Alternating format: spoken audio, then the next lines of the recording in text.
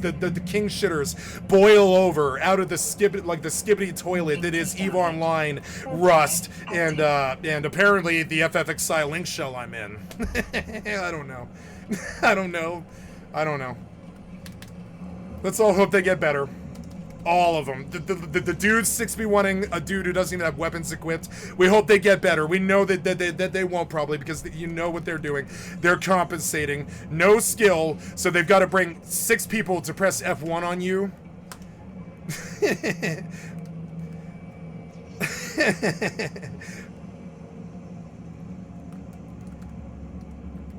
Oh no, I lost my Noctis in low sec. I wonder, I just so surprised that happened. Oh, I'm so bad at the game. I lost a Noctis in low sec. Why did I bring one there in the first place? We don't know. I assumed that my corp could stop these 6 cocksuckers from showing up inside of 10 seconds.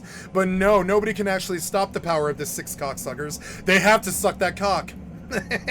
They're obsessed with doing it. They've got to press F1 6 times on you when you don't have guns equipped. They really do. They've really got to prove to the world how good they are. They've got to go Pedro the world or whatever with their butt pirate selves. Or I don't know, who the fuck was this? I'm not even gonna acknowledge who it was. I didn't even look at the names. I don't give a shit. The way they stepped, we can't. I've just got to block everybody on the kill mail. Hold on. We can't. I'm terribly sorry. So here we go. Ethian Green is some equal. Oh, never mind. They were real. They were real. They were fast. It was a roam. Well, never mind. They. Yeah. Never mind. These guys were good. Well, I'm sorry. If you guys are here and you hear me talking shit to your fucking loser-ass, born loser, basement dweller, cocksucker faces, right? I'm terribly sorry that I called you born loser, piece of shit, basement dweller, cocksuckers, as you 6v1 me. I assumed that you were Pedro. I understand now that you're either Pedro, but in some other loser, like, mirror image of Pedro's corp, or you're just not Pedro. If you're not Pedro, I'm sorry I called you a cocksucker. You're not a cocksucker. I love you. If you're Pedro, suck my fucking dick, you fucking piece of shit, 6-banging losers. Don't get it twisted.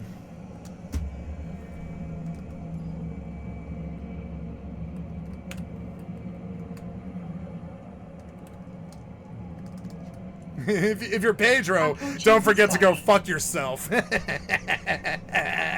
Oh no, my Noctis! No, my Noctis! What am I gonna do? Oh no, I lost my Noctis to 6 people! Oh no, I'm supposed to feel so bad! I feel so bad as these boring losers just shit up the king shitter toilet some more, and then stink it up, you know? And it's like, oh no, I'm supposed to feel so bad! I'm supposed to feel so bad! Oh no, oh no, oh no, I lost my Noctis! Oh no, I lost a Noctis to a 6-man! Oh no, that's never happened to me before, no! And this is the reaction that they want.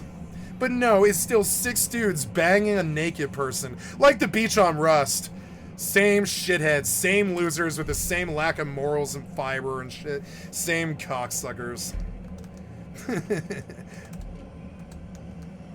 And I mean that only in the straight male way. I reserve that word for straight male white men. Nerds. Most of them. No homophobia here. We call these straight male stick in the mud Republican shitheads cocksucker efforts right to their fucking face because we're repowering the word, or we're repurposing the word for what it really means. These people, right? These people are the true bad or whatever.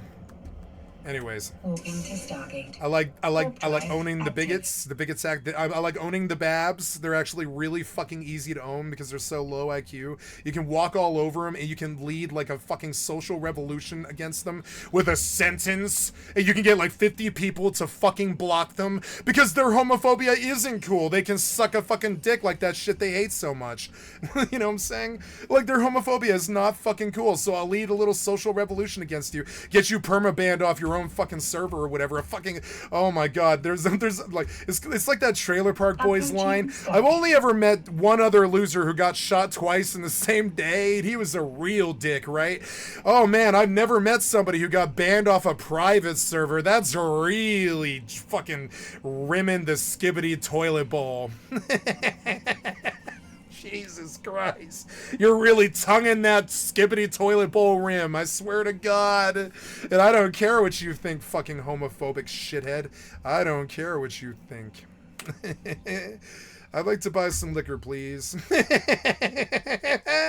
I'd like to buy some liquor, please. That's going in the song. It's going in the song. I'd like to buy some liquor, please. No, don't kill me. Why am I being hurt? It's a wizard and he's shooting me. It is an Araga and I'm dead. No, I'm dead. No, I'm dead. I'm dead. No, don't hurt me. I can't run that way. Yes, get on him. I can't run that way, but I can run this way. And I lived. He didn't bio me and I lived. I lived. Fuck this fucking demon. Autopilot jump. Somebody's got to slam. Anyways. Yeah, give me all your blend. I told you to order this motherfucking shipment faster. I told you to get me 70 of these or something like that. If you don't get me some blend, motherfucker, by tomorrow, like daytime tomorrow, I am robbing the fucking liquor store. He's like, yeah, you say that every single fucking day, but you never pull a gun against me as long as I give you the blend. And I'm like, yeah, as long as you give me the fucking blend, I won't rob you, motherfucker. You understand? Give me the fucking blend. Give me the blend. I'm sorry, I pulled the weapon. I'm going away. I'm sorry. I have a problem. And it's called you don't sell enough blend and I hate you. Sell me more blend. Hurry up.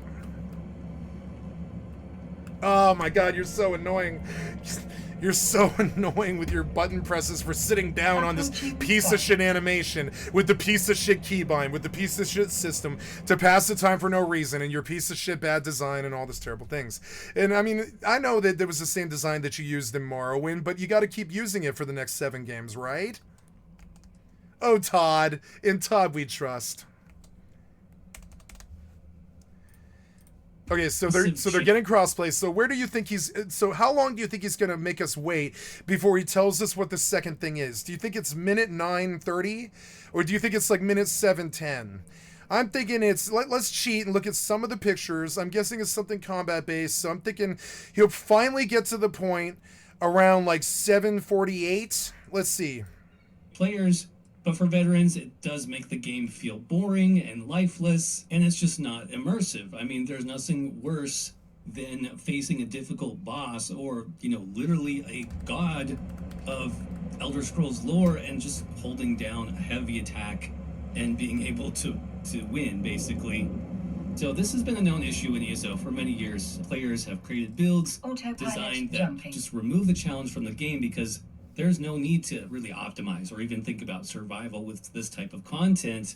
And I nailed it, I think, right to the second. I think it was 7:48, almost to the word. I think the pertinent words to the second point of the second carrot that he was dangling. It's like, Jesus Christ, you dangled the first carrot, then you go for the second one like 9 minutes in or something. And look at how good I got at this, right? I nailed it right almost to the second. Like 7:48 was when what he was talking about became pertinent. Goes against what makes it. And I skipped the whole 5.5 minutes of fucking filler, basically. It's what it is, right? Immersion. Like what, I don't know why not. Okay, so this is this thing. You've seen what happened with the TikTok revolution and shorts and all this. You couldn't ever catch me doing a fucking short for the TikTok fucking generations. I don't care. I have a best friend in the TikTok generations, but I don't care about the TikTok generation's feelings like at all. So, you know how successful shorts are. You know how successful TikTok is. Why wouldn't you make a short where you just drop the 2 pertinent points where you're like, ESO is getting really crazy 2 changes that are really important and crazy. The first one is getting crossplay. It's getting crossplay, guys. Finally, we're getting crossplay. Isn't that amazing? And then you go the second thing and you say whatever he's going to say. I still don't know because he's teasing this 5.5 minute filler video for no fucking reason. So he could get 120,000 to 1 million hits on fucking TikTok or YouTube Shorts. But instead he gets, I mean, he is getting a lot because he's like a big ESO streamer, but instead he's getting, I would say 33,000 views. I don't know. I mean, it's still good. It's still good, but I mean, I don't know why it's so long. Choice and how because there is only 2 pieces of information in this video. Play the game. If nothing can kill you, what's the point of, even... So they're raising the difficulty. Get to the point. Stop dangling the fucking carrot. Get to the point, you fucking nerd. Or creating a build, leveling... You drive me so crazy! In the first place. So Jason's comment, it's huge because it finally acknowledges this problem at the developer. The game's too easy. That ZOS has finally heard the feedback that we've given, and that they're working on solutions. My God, this game still looks so bad. Now, we don't know what the solution looks like yet. It looks so bad. It looked really good in 2015. It doesn't look good anymore. You guys did need to rehash those graphics, maybe.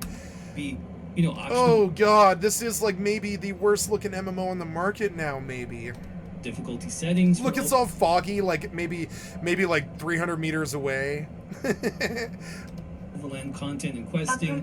Could be new zones completely, or special hard mode, challenge mode. We don't know. God damn it, I've told you to order more blend, motherfucker. I'm back here again. I'm kicking your door in. Back, bam, bam. And the liquor store goes for his gun. The liquor store guy goes for his gun. I kick his door in. I'm like, motherfucker, do you have my blend? Motherfucker, I've been waiting here so fucking long. Do you have my fucking blend? I know you have my fucking blend. Give me my fucking blend. You got my blend?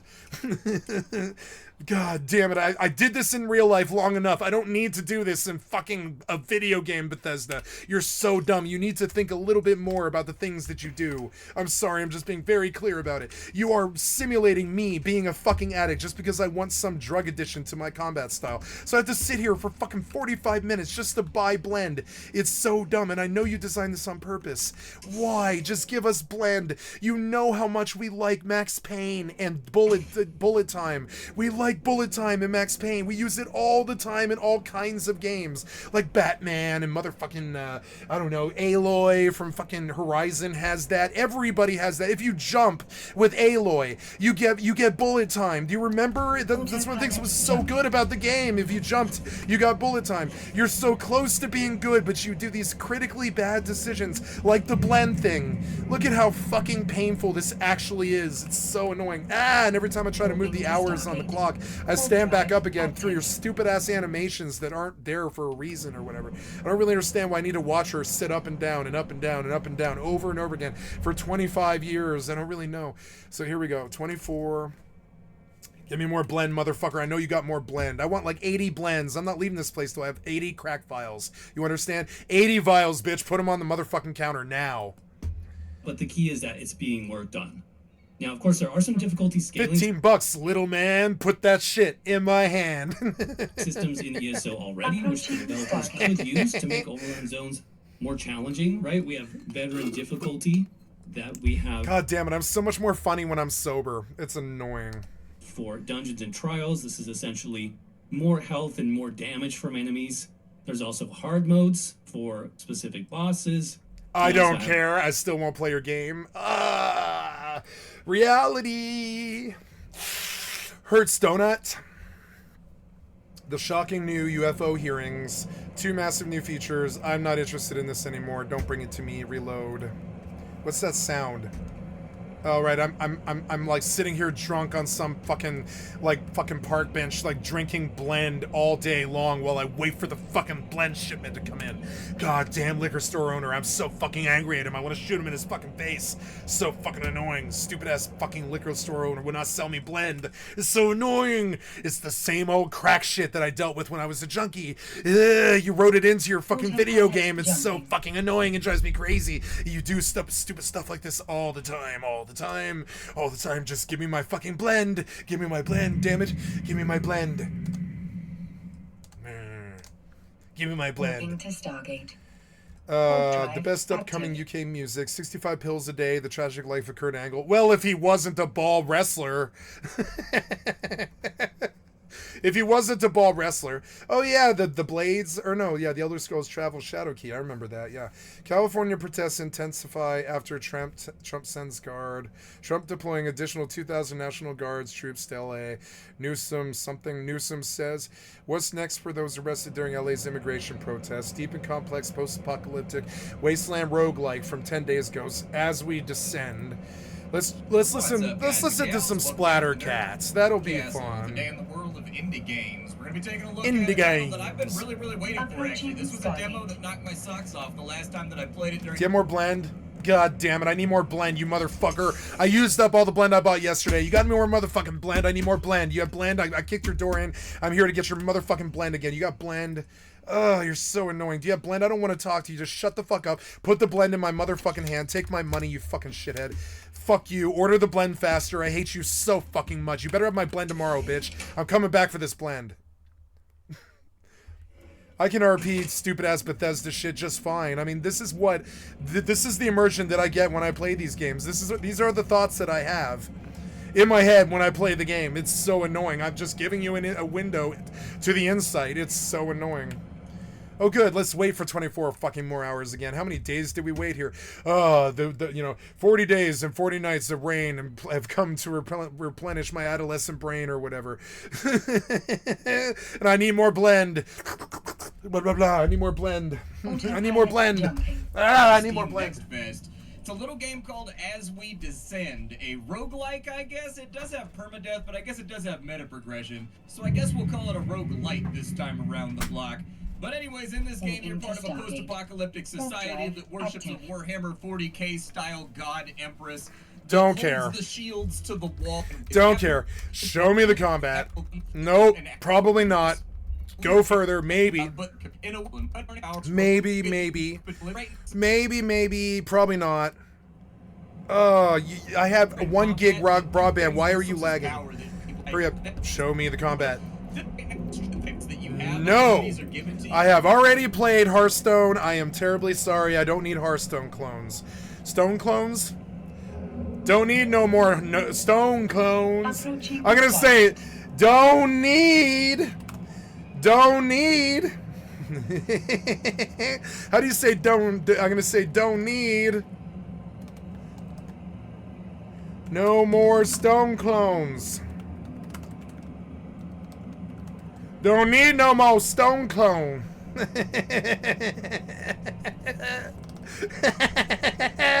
Don't need no more stone clone. I can't believe I wrote that. That's what I mean as I leave the fucking video, because I'm dead serious. I don't need a Hearthstone clone. Sorry. Bye. Ooh. The Case of Betty Broderick sounds good. Autistic twins with 12,000 hours build a junk town in Vanilla Rust. Cult leader's wife dies mysteriously and it only gets weirder. Why is it so loud? Oh, right, because I'm sitting on a public bench with thousands of dollars waiting for the liquor store shipment to come. And like the true junkie that I am. It's so fucking annoying. Why do you do this to me, Bethesda? You're so annoying. I know I did it to myself by deciding to buy 100 blends. I sure could go for 100 blends right now. You know what 100 blends will do? They will give me 10 full minutes of invincibility. Well, something close to invincibility. It's not like the guys can really shoot you or anything. So yeah, it's kind of like invincibility. So yeah, 100 blends, you know, it seems kind of extreme when I sit here for fucking 14 days to get goddamn enough blend to keep going or whatever. But understand, 100 blends is 10 whole minutes of full-blown invincibility. It's like the IPQGCDPD thingy code from Doom. It's just like it's like, you know, hurt me none. It's like 10 minutes of hurt me none, not hurt me plenty, which is what it usually is. It's 10 minutes of hurt me none. So buy fucking 100 blends because I have to fight these level 50 pirates. But pirates of the Caribbean, of space, in Starfield, in Todd's rules, and in Todd we trust, or whatever. It's Todd's ship in space. the SS Todd ship. Anyways, so blend. Buying the blend was so comedic that I can't believe how much content I got out of it. You're so goddamn bad at design. How much money did I spend on blend, motherfucker? Lady, he's putting my kids through college. And she's like, how much blend does he buy from you? My wife looks at him and she's like, how much blend does he buy from you? And he's like, lady, he's putting my kid through college.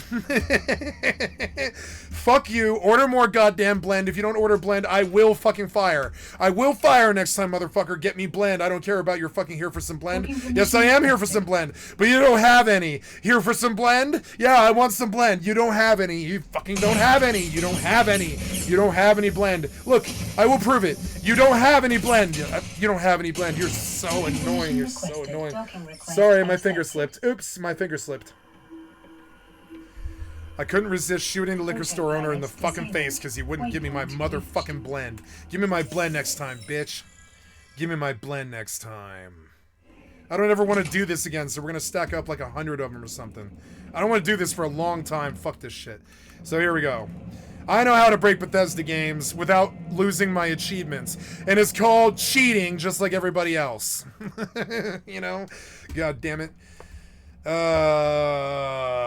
Vengeance versus Sweden. The perilous pairing of powerful plastic. The first sign as more ships followed. Yeah, I don't think I want to do Russian, like sail ships. Trump deploying additional 2,000. How rappers get their friends killed.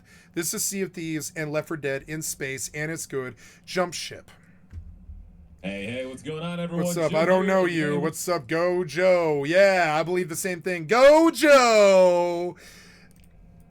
We're going to be playing Jump Ship, which is a game you guys have recommended quite a bit. And I'm going to be honest, man, this is probably going to be one of the biggest games this year. It is insane. So it is a 4-player multiplayer co-op game where essentially you are in space and you're doing all these different missions. You've got your board right here that looks very similar to that of like Helldivers, but then you focus in. And then you have these different missions that change every so often. They got different difficulties, different lengths. Ooh, is it good? It looks good. Kind of like you know, Chernobylite wasn't as good as it could have been. But it was a good game. I own Chernobylite. I think very highly of Chernobylite, actually. But it wasn't good enough. This game might be good enough. I was even compared it to that of like a roguelite. Yeah, like Chernobylite, yeah. Every single mission is random. The enemies are random. The gear that you get is Good, don't care. random. Show me the goddamn combat. I don't care about this. Go. Show me the combat. Is it good? My weak power grid. It's looking like old Fallout. They're normal turrets, but a little bit of like Tetris there to plug everything in that you want. If you go down here, this is where you craft all of your stuff. So you. I don't want spoilers. The harder the quest, but then you can pick this next zone. You just lock in. How's the flight? Is the flight So we good? shall go and see what is in store. Can you live in the ship though? No, it's too basic, isn't it? It's like I will Diablo rebase. Starfield. It's like a Starfield Diablo, but you can't actually live in the base and you can't decorate it like I can decorate my base, because my base is better than yours, bitch. My base has always been better than yours. And say all I have done is the tutorial, so I am not an expert by any means. So we'll probably be learning some stuff here too. No, I mean, the game isn't even out yet, and I like, this is the world that we live in. How dare you not be fucking perfect at this video game that isn't even out yet? How dare you, sir? I expect you to be this mega crazy Chad player or whatever the fuck, like the first hour of the game, and if you aren't, you're bad. Our first area. Like, that's how fucking competitive these pieces of shit have got. They have ruined the scene, kind of. They're like, that's their attitude, too. They're like, what do you mean you didn't data mine this for 8 months first and jack off to it, like, every time you went to bed? Signal emanating in the area. We can't leave until it's been taken offline. Okay, so that's our mission. There is a radar jammer. I can come here. It's dope, but the This is our ship sensor. sucks, and I think they focus way too much more on this than they should have worried about the ship. The ship so I needed to can be look around. cooler than this. And If you can't make the ship look really, really like specialized, it's not good enough. I don't like that phrase in video games. It's not good enough, you know? I hate saying it. It causes me to despair, you know? How much blend do I have now? 95. It's not enough. I came here for 100, bitch. Sure could go for 100 blend right now. God damn it, you're so annoying. I can't believe I have to do this again. Give me 100 blends. You're so dumb. Just sell them to me anyways. I got them anyways, didn't I? So why not just sell them to me? You're stupid. This cyclical logic that you get engaged in, we're like, maybe if we slow it down a whole lot, they won't do it. But it's like, nah, motherfucker, we're gonna do it. We're gonna break your fucking games, so why waste our time? You can scan ships and see what is here. They'll have like little outposts. Sometimes there's chests and stuff so you can get loot. But this is where we need to go. This is the jammer. On the way there, though, there's a bunch of different Cool. mines. Don't care. A Let's big fat ship. The flight's It cool, doesn't but usually play up there. but I don't know. Ships, I want to the see. things in here. Well, I want to see the too entry. much. Wow, that's Okay, a lot this more is where the jammer is. extraction than I I'll put it on a expected. No, there's enemies That's in here. extraction shit. There's Wow. like missiles. Oh shit! Hold on. Oh no, this game is gonna be good. This game's gonna be good. This game's gonna be good. The demo's available at the link below, so give it a try, huh? Hey, cool. This is Jump Ship, huh? Sold. Fire it up. Let's go get it now.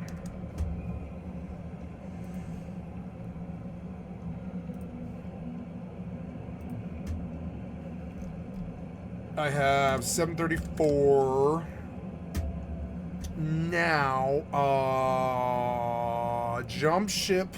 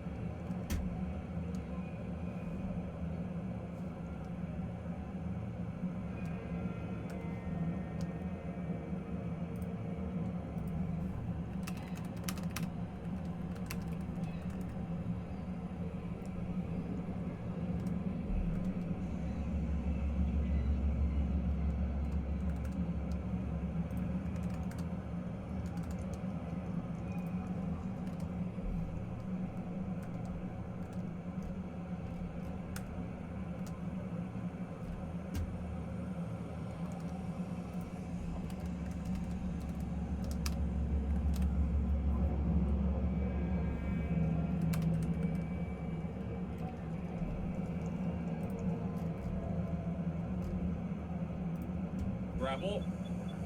Okay, we need to get over here and start hacking this. Got a couple of enemies. We have shields in the bottom left, and so those will replenish. Your health will not unless you get something to heal yourself. So kind of similar to, you know, Halo and stuff in that aspect. The gameplay not so much, but I like the combat. It looks good. we have a few things we need to destroy. Combat looks good. Like stop better it. than maybe what's that other one that's good too? Arc Raiders, right? Arc Raiders had good combat. No, that was a good game. I can't wait for that game actually. First one here. Wait, is Arc Raiders out now? There's no way it's out. They're still just cooking that game, right? I'll know when it hits. They'll make a big deal about it. Arc Raiders is due October 30th. We got a while for that. Oh, it's sold. Let's download it now. No, I'm on the wrong page. Let's go. Jump ship. The gameplay is very crisp though, man. Is it out? Like for what they did, the gunplay feels great. No. I could definitely see this being even like a 15 multiplayer gigs. shooter. You know, like PvP. Okay, that's the last one. I don't see any more baddies here. So we can go ahead and pop this. It's gonna deactivate the jammer, and then this place is gonna self-destruct.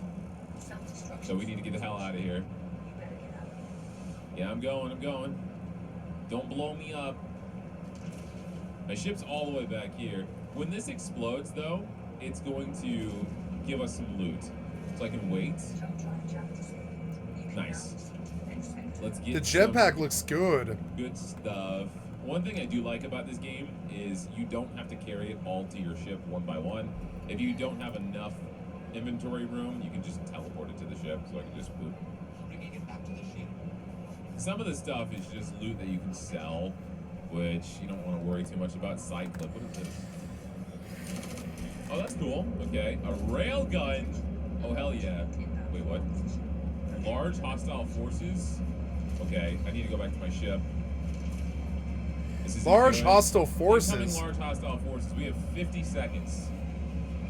The jetpack's good. Look, it's so much better than Starfield. Why can't you do this in Starfield? It's because you're dumb and you don't understand how to make a character go forward. I don't really understand that. I don't have a lot of sympathy for it, kind of. This jetpack is like, what? Why can't you get a good jetpack? Like, I'm sorry, but it is the worst thing about this game. Anyways. Can I get out of here before they attack? This music does not sound good.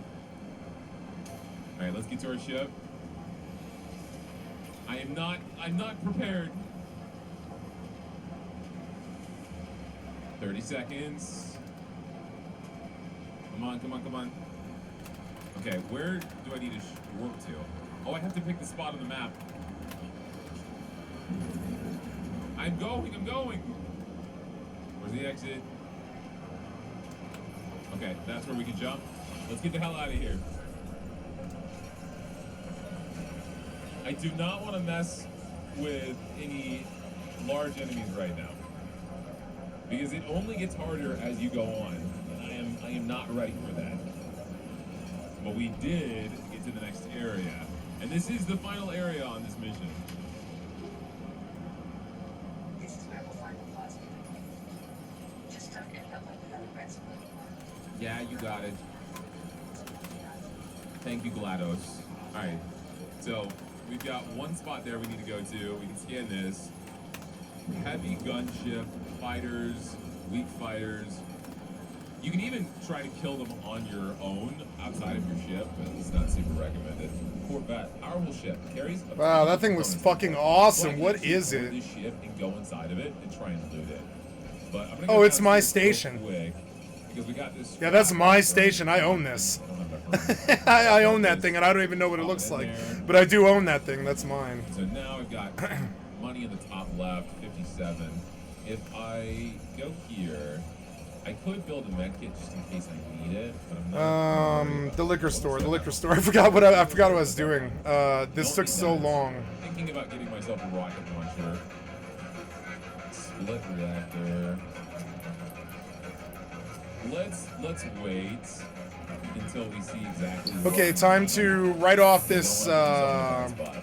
Stop you. Stop. Loud. Stop you. Loud.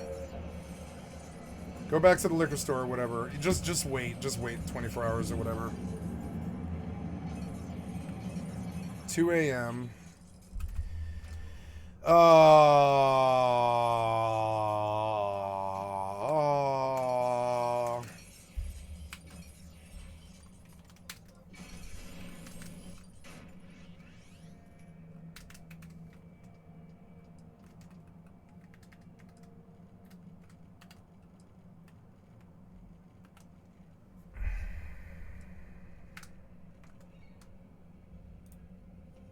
Alright, let's rock.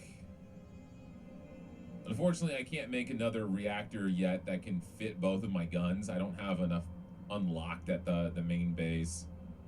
We see some enemies here. The railgun's sick, though, but you get one shot every, like, 10 seconds, and if you miss, you're just a sitting duck. I can definitely tell in, like, multiplayer, if you have one guy sniping people while other people are using the guns, you're in a better spot. You do have a gun when you're using the ship, too, and it's pretty strong, but you have to aim it by moving your entire ship, so it's not the best thing to do. But I don't know if we'll be able to avoid combat. Where was the Corvette? That's the one I need to worry about. It's right here. Okay. That one is going to be tough. It's going to be about as tough as my own ship. It's right here. Okay. I'm probably going to have to do combat. I don't think I can avoid this. Gotta be smart. If I can knock out all these little guys. Alright, let's go. Let's do it. Wow, the combat looks good. Few good hits. We're gonna start combat here. What's the multiplayer ship combat Okay. like? Let's keep moving. That's the Corvette right there. I can't go for it yet. I'm gonna try to knock out these little guys. There's one. Damn, I'm getting blasted. That's two. Okay. If we get this, it'll give us money. I will do this game in the morning, but I'm too tired at the end of the 12.5-hour shift, or well, it'll be 14 hours in the end. At the end of the 14-hour shift, I'll have this game, but I'm not going to play it tonight. That's what I'll do in the morning. Instead of New World tomorrow, because I finished hardcore today. Finished out the hardcore mode, so we don't have that tomorrow, right? We have like normal New World in the morning, so instead I'll play this game, Jump Ship, because it looks fucking good.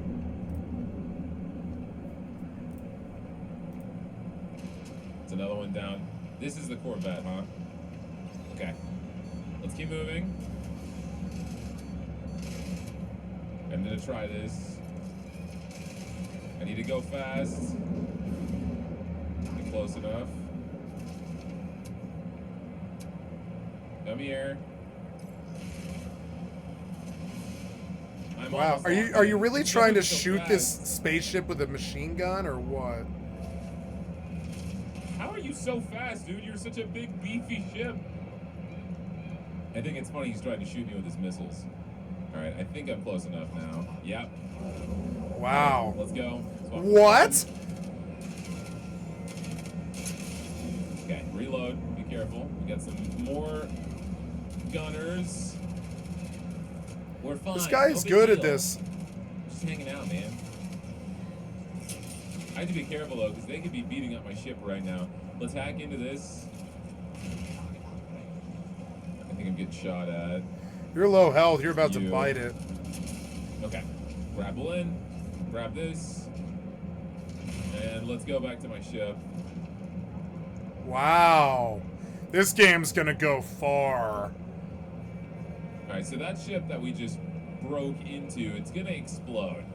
I'm not looking great on health, so if I get close enough, I'm gonna make myself a mech kit. We found a fission generator. Wow. I think this game will go so far. And so this is actually gonna be a permanent unlock. It's gonna stay with us forever. So if I go on different runs and stuff, oh shit, hold on. Where did I put Oh, my... but the ship looks all crappy. Can't you make it look like a normal spaceship? Why do you guys insist that all the spaceships look like fucking ghetto-ass shit? Couldn't spaceships look like Star Trek Next Generation? What's wrong with that? Like, this looks like you're working in a factory or something. Why would you want to be on a ship that looked like this? Fire... whatever. My fire killer. It really looks a lot more like a factory. It doesn't look like a ship. Alright, there we go. My fire extinguisher. Sorry, words are hard. Oh, there's another fire right here. It's in the vents, dude. Stop it. I want to live a long and youthful life. Alright, let's go down here. I need to heal up just a little bit. Put this down. Assemble. I can get a repair kit. Grab this. Slap it on in. Okay. That's going to heal us up and revert some of our damage. This is the fission generator that we got.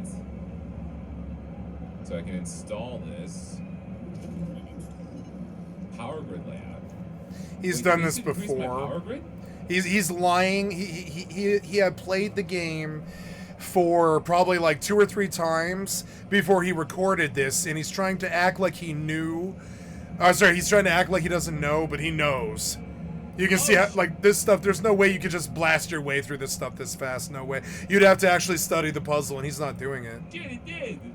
But it's useless. No, he's done this many times. You can see it. He's played this game through like 4 or 5 times. And so he's trying to make it seem like he's suddenly like seen the game the first time. But no, this is not his initial run. It's an edited video from like a bunch of footage over like a week or something like that.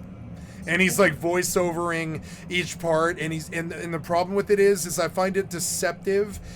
I like that he lit me up to the game, so I'm not going to unlike and unfollow him. But it's deceptive. It's sort of deceptive in the way that he's framing this, in the respect that he's trying to deliver this as his first time experience in the game, but. No, for brevity and for like time's sake, he's cheated and done the game a couple of times, and he knows all this stuff, and so but he's trying to make it seem like he's really super fast and really super smart, and he's just like seeing this thing and he instantly groks it and he knows how to change it and all this. But no, what we're actually seeing here is somebody who's been playing the game for something like 40 or 50 hours. Dude, this could be massive. Yeah, look at it. Like, this guy's been playing this for at least 50 hours. Because the game's good, you can tell. He doesn't want to admit how much he likes the game. Because he's scared of hype and all this stuff. For instance, they also, you don't know, but these companies, when they have something fire like this, often they stole it. Right? And I mean, a lot of this is stolen, kind of. It's not stolen, sorry, it's derivative. So a lot of this is derivative, but sometimes when they're super good like this, like Dark and Darker was kind of super good when it first hit, because we hadn't really seen that much. And like in other games like that, so like Splitgate and all that stuff, right?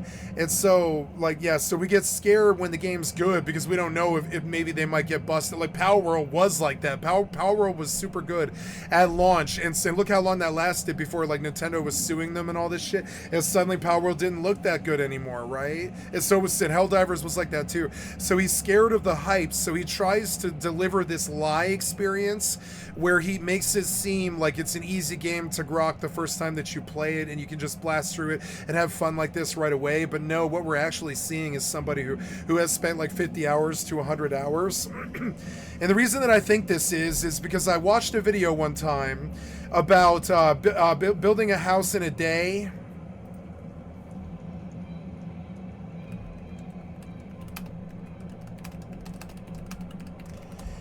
So they used to show these videos in like 2021 and stuff called primitive building videos, and then I saw Sunny V2 about this that blew my fucking mind. Like everybody underpinned by countless different lies. God damn it. There. So everybody thought that these guys were just building like a house in like a day. And they would do these videos that would get like 25 million hits and shit, and break them out of like Asian poverty and stuff like this. Is what we all thought. We all thought was happening. We were like, these Asian people, they're like making a house in a single day, and they're like living there forever for the rest of their lives, right? Probably wouldn't be that big of a And deal, they make this big show of it, like how much work it is and how long it takes and all this other stuff. But if you work hard and you really work hard that day, you throw your whole, and you're in good shape and you're throwing your whole back into it, you can build like an underground pool or like an underground fucking mansion and stuff in like a couple of days. So then we come to find out from this shot, Sunny V2 like just happened to notice for some reason, and this is proof of a good streamer, right? He noticed that there was tons of footprints in the dirt around the hole. Tons of booted footprints and tire tracks. You can see them right there. See, there's like a little crosshatch on a tire tread that's been like reshoveled and sort of like mucked over, but the tire tread left such a deep tread that like you can see that the construction vehicles have come through here recently. No. God damn it, you're such an asshole. You fucking asshole. Maybe it'll get me in faster, I don't know. So plain sight, then goes on to strangely display the collection of concrete from a river. Yeah, so like they make it like they're like moving mud from the river for like 3 hours and stuff, but no, they're actually like there for like a week with like these crazy caterpillars and like, you know, stuff for construction that are specialized to make a house in like a week.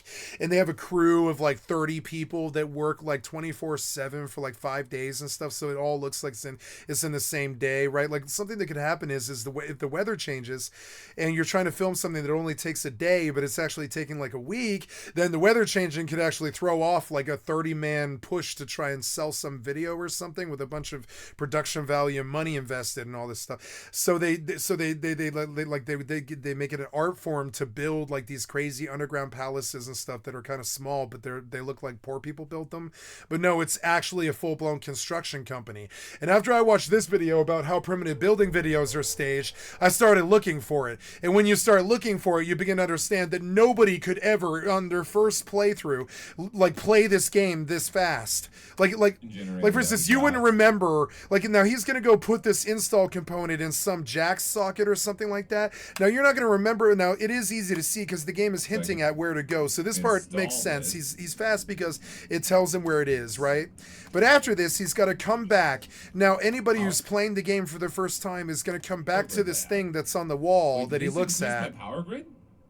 He's gonna come back to the power grid thing, and now and you understand how how fast he moves and where he moves, and like nobody playing the game the first time is even gonna remember technically which direction the power grid technically is really without visual guidance from the developer. The way he's moving the sliders and stuff, this guy has like between 50 and 100 hours in this game, but he's trying to lie just like these. It's this generation, something about them. They're hypey and they're fucking liars, and they inflate everything. Not only do they inflate the money and the crypto and the fucking NFTs and shit, but they also inflate ego, and they fucking hype, and they get in constant hype battles with people and all this when they get canceled and all this shit.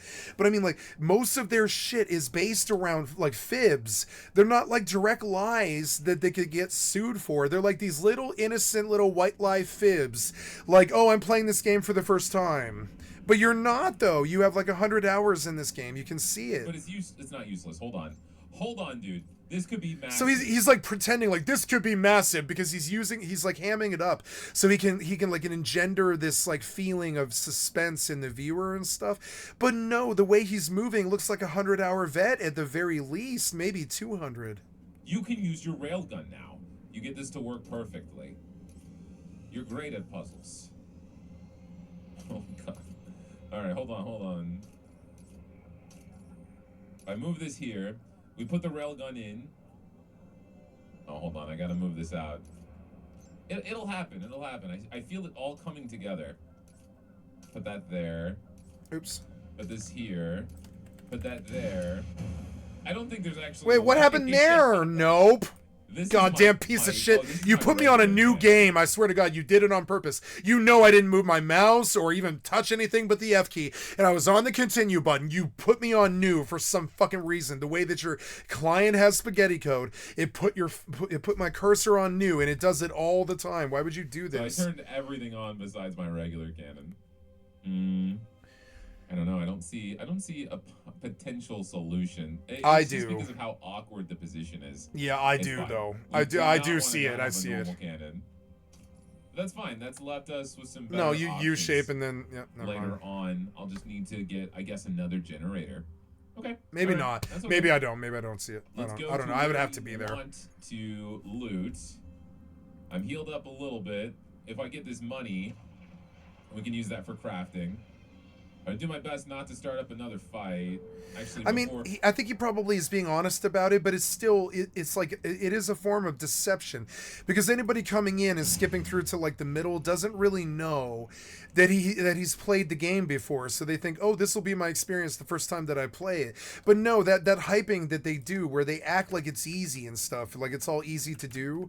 They're like, it's easy to build a 14 windmill base in Rust, it'll take an hour. It's easy to do hardcore, it'll take 2 hours and stuff like this. And they're like, yeah, with a crew of 6 people and prior knowledge and on your 4th attempt, yeah, you know, but no, on the first try, you're not fucking clearing hardcore in 4 hours. No, you aren't. And I saw that, I caught them doing that the other day. I was like, why do you lie like this? Your whole generation hypes up shit, like, not just, like, I don't know, I think it's the Zoomers. They, like, hype I think they're, like, the 27-year-olds. They, like, hype shit up really crazy, like it's something that it isn't. Because they're, like, walking manifestations of Dunning-Kruger. They want to pretend that they're doing something better than they're actually doing it. Or they want to pretend that they're more skilled at something than they actually are. Or I do that, yeah. Let's be smart. Let's see what's on the map.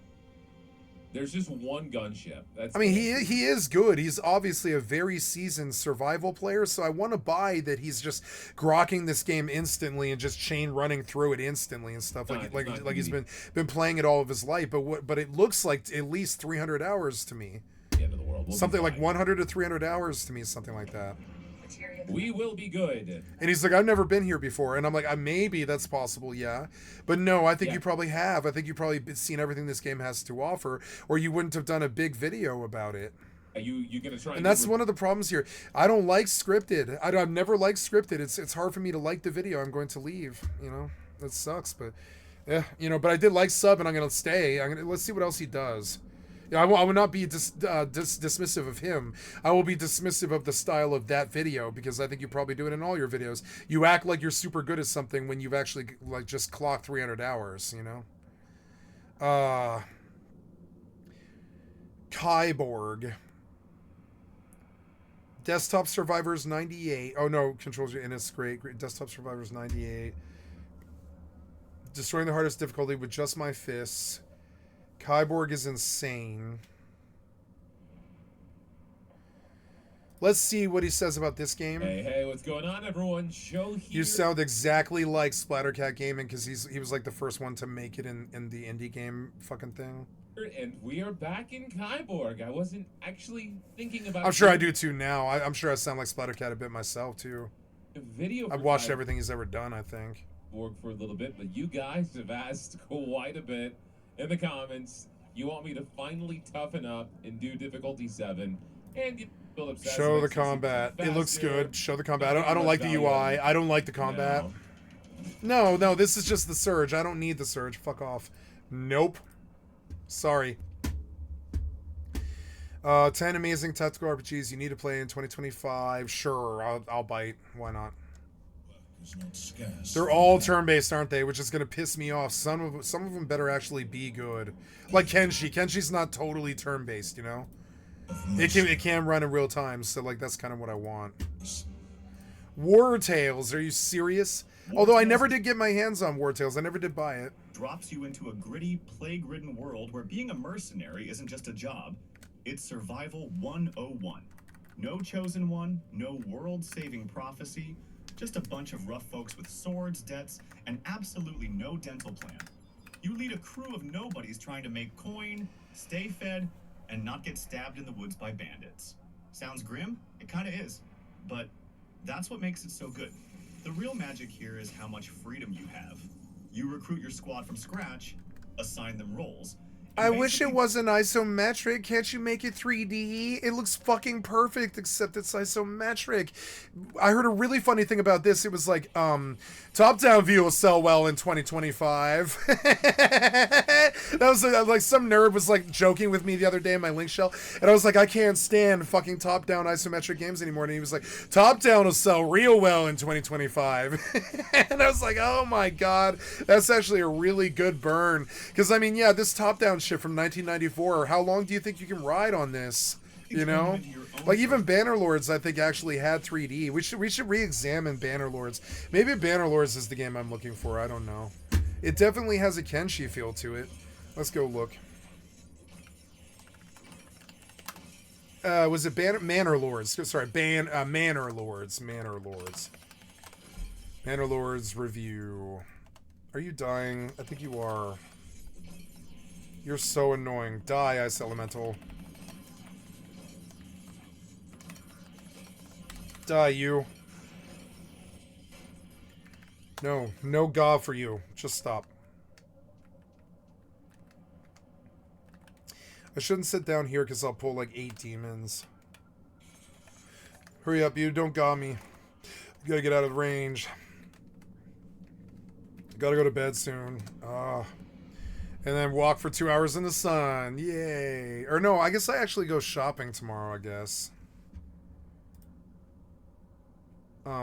With a dynasty and role-playing choices to make. It's not a full-blown medieval simulation game with like grand strategy elements. It's a city builder, pure and simple. Okay, never mind. That's right. So, but I mean, you Focus can here go. is building a town. That's the thing that the game excels at too. For one thing, just looks absolutely fantastic. The towns you can build in Manor-Lords are easily some of the most natural-looking medieval cities I have seen in a game, with roads that bend naturally, buildings that are kind of basic but very authentic-looking. Like most buildings in medieval times weren't exactly elaborate, let's say, but they cover all the types of structures you'd expect in a medieval town, and authenticity is the name of the game here. You start off with just a basic camp, handful of families, and a pile of starter resources, and depending on the scenario, some of these things can vary a bit. There's only 3 different scenarios, though, and those basically amount to one with no combat, one with some combat, and one where you're constantly getting attacked by raiders. There's only one map currently, but it is a big one with multiple regions that you randomly start in. You can fine-tune each scenario's difficulty as much as you want. There's a lot of options for folks who want to mess with it. I just stuck with a standard difficulty for the most part. So you start with basically nothing, just a pile of wood, some tools, a few loaves of bread, and a dream. From there, you need to build houses called burgage plots and a woodcutting station. You probably want to buy another ox. They're necessary for moving logs around and one of those early game bottom. No, I think X4 is better.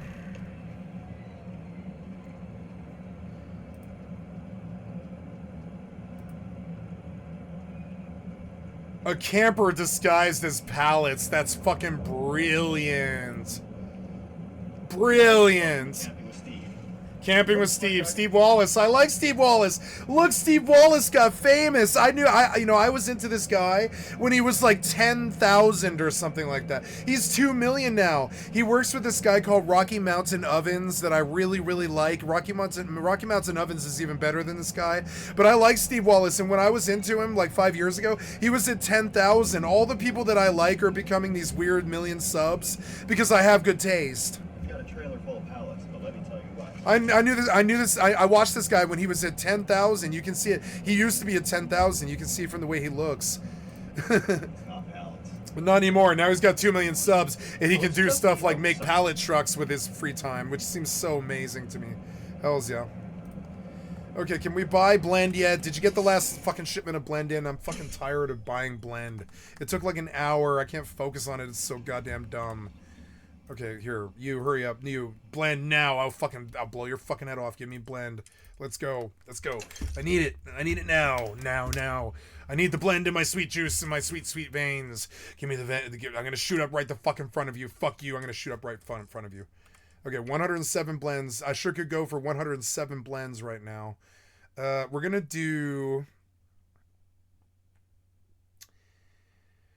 put the blend on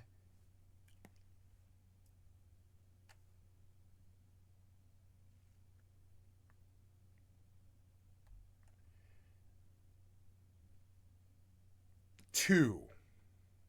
1 0 0 0.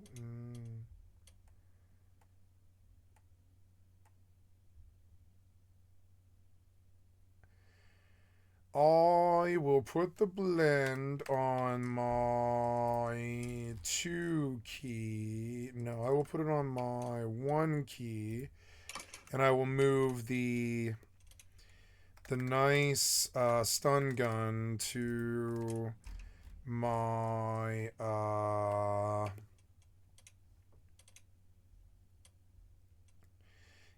to my 8 key, and then we'll put the Ashta Tamer on my 0 key, which I want to rebind to 9. 0 key, rebind to 9. 0 key, rebind to 9.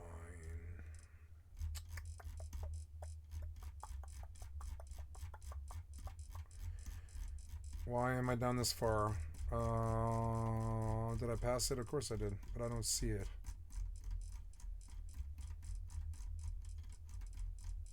Okay.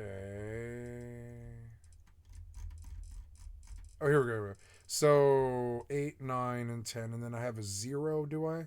Where is the 0? I don't see a 0. I see a 9. Do you mean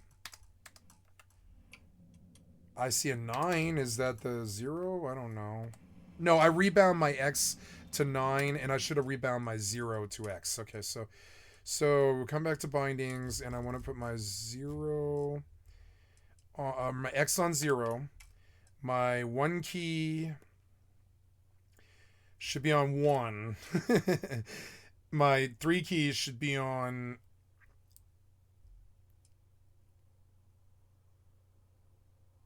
No, wait. I want my 12 key to be X. I want my 1 key to be 1, 2, 3, 4. No, wait. No, that's wrong, because I need my alt, which is... I can't remember. I need, that's amp, and this is the alt, which has to be the 3 key. Then we go 4, 5, 6. You think this would be crazy, but it's not. It's a much better key binding than normal. So then, okay, and then Q key for amp, X key for. So we got to do key 11, key 12 for amp. Amp on the Q key, which was amp, yup, and then X is Skydrop Flare. That's not right. We'll do med pack, or no, I'm sorry, emergency med pack. Emergency kit on my X key. Then we come to not amp, but what's the other one? Blend, and we put the blend on my 2 key. We put the Ashta Tamer on my 9 key. And I think we're done. Or not 9, but 9. Is it 9? No. Oh, and then 4 is my power, which needs to be rebound. And I have to rebind again, but that's okay. So 4. We move this all down, I believe. Yeah. 3 is the power, which won't work. That'll need to be... I'll bind the power to... No, I do want to bind my power to my 3 key. No, I'm going to put power on mouse 5 like I've always had it.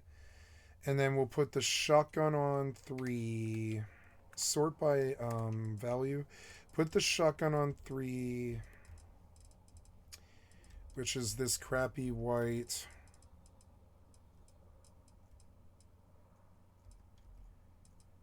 Oh, purple. There we go. Shotgun on 3. What's the other one? It's the yellow at the bar, or the yellow calibrated mag shot on 2. No, 3. No, 4. 4. Yes, there we go. Then I want to see what I have now. 5 becomes the mag. Or I'm sorry, the mag shear. 5 becomes the mag shear. Yep.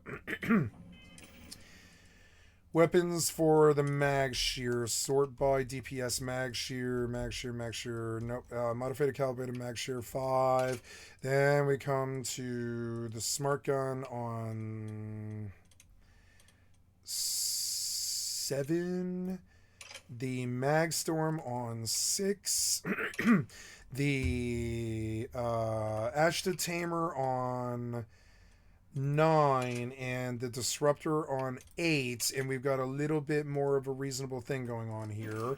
I've got access to bullet time, sprint, rush, whatever you want to call it, like run speed boost on Q key, and my power on my mouse 5 key, which I've got to rebind.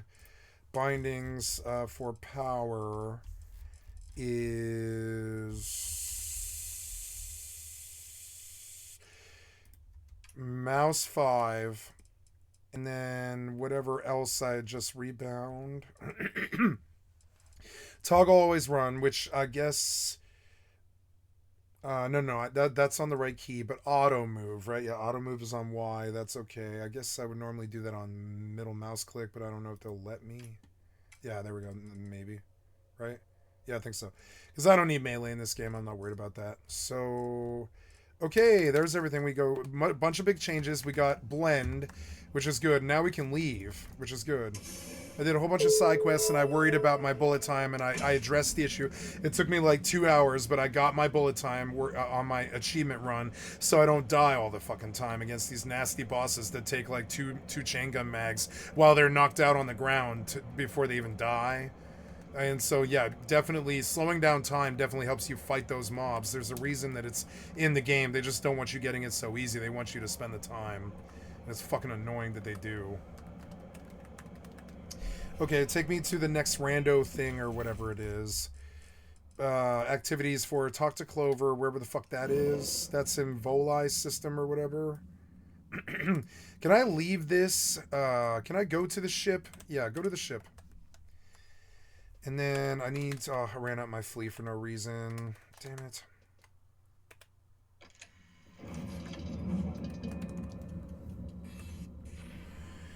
Okay, I love going to bed at 4 in the morning, waking up at noon, walking for 2 hours in the sun, and then going back to work again and playing video games for 14 more hours. It's like the best my life has ever fucking been.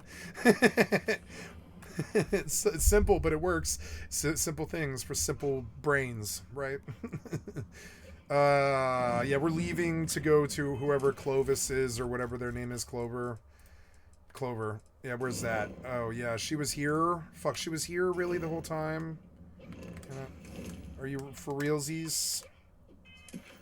Is she actually here? No, you're tracking supply line. Talk to Clover. And then go back to that. No. Go back to it. And then talk to Clover, damn it. You're here, you are here. Okay, well then go back out again then. So annoying. Exit ship, yep. I'll drink some water.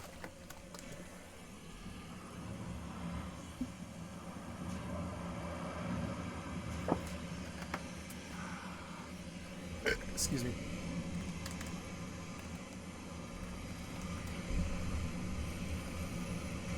Okay, so we can do that. We can run fast, and then we can slow down time to a minuscule. We can shoot a power that like raises everybody into the air and stuff, and it becomes a lot better than BioShock or anything. This game's so much better than BioShock 1. It's got so much better shit than that game.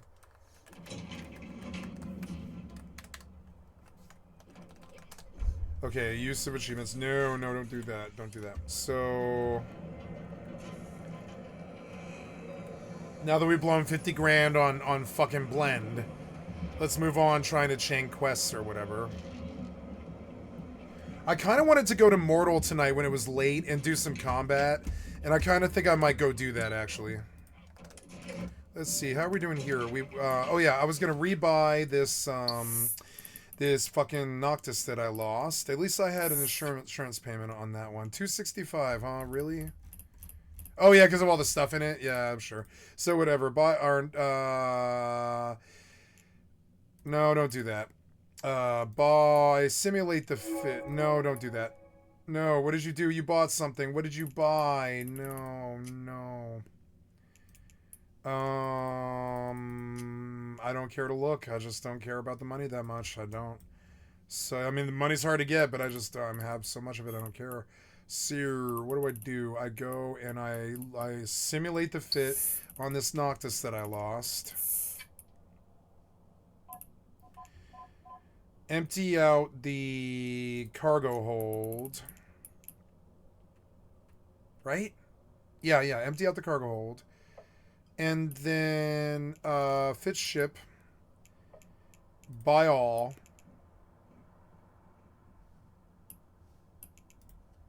I'll blow another 200 million. That's fine. Or whatever, 350. Why is it 350? Oh, because I'm in Dodixie. Medium salvage tackle is 44 mil. That is insane. I don't need it. I mean, what does that even do? That just makes it faster, but it's not like I'm in nullsec where that matters. So I don't care. Yeah, I'm not doing that. I'm not spending 44 fucking million on medium salvage tackle 2s. I'll take medium salvage tackle 1s. Yeah, that's cheaper. Yep. Okay, buy. And then we'll do medium salvage tackle, medium salvage tackle 1s. Why do you constantly minimize that? It drives me crazy.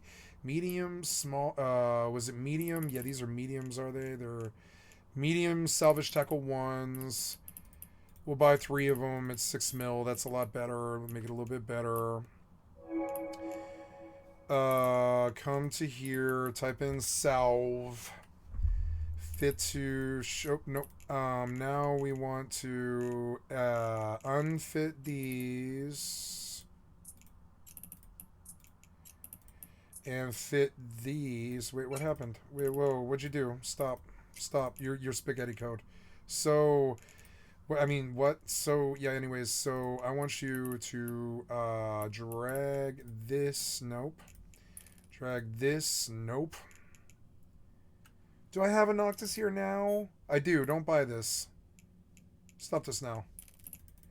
Then pull this over. Pull it over. And yes, and then fit to active ship this salvage tackles. 1, 2, 3. Save as save. Oh no. What do you mean? Well, get rid of all these stupid fits then. Just give me this one. Save as Noctis. Save. There we go. So, okay, good. Much better. So then, oops, and then come back. Damn it. Go back to Noctis or whatever, and I want you to fit that ship. Hurry up, you. God damn it. Was this it? Yeah, that's it. So then Noctis. Fit to active ship. Oh, right. Ship, Noctis, board. Yep, confirm.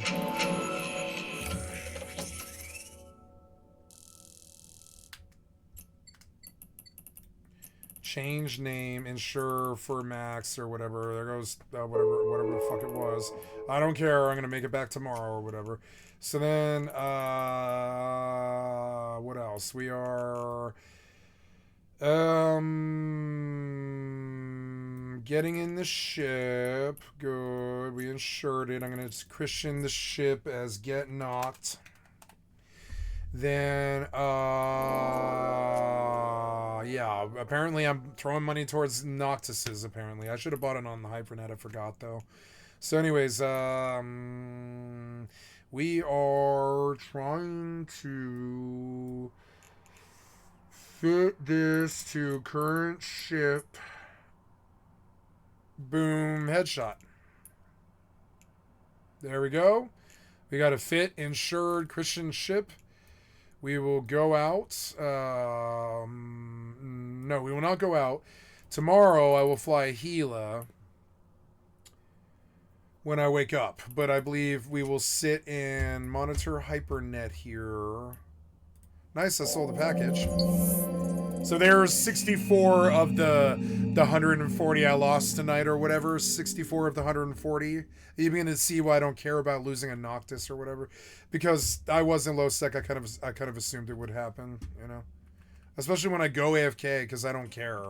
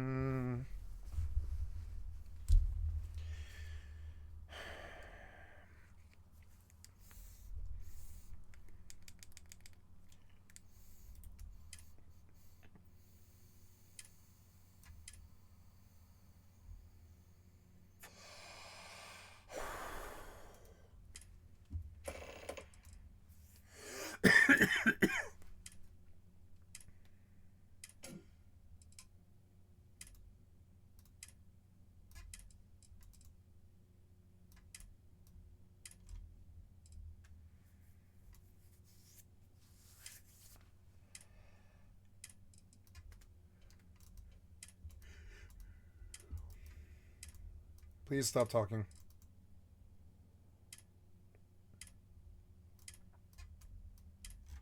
Okay, bye. You too. And then, I don't know where I'm going anymore. That apparently was everything I needed with that. Now we'll go talk to whoever this dude is, or go to the evicted sleep crate, or whatever, or I'll go to that sleep crate one.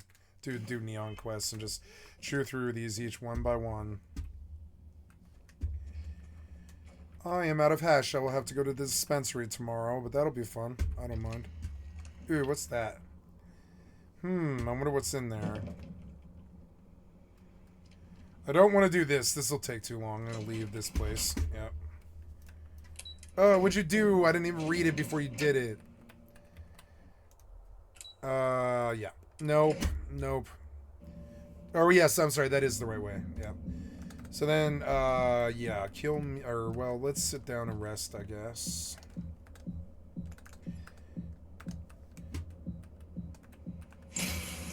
Why did you wedge me? Please stop wedging me, you piece of shit developers. I wouldn't say wedge 45 times an hour if you didn't wedge me 45 times an hour in every single game that I play. You're so fucking bad with those walls. Fix those fucking walls.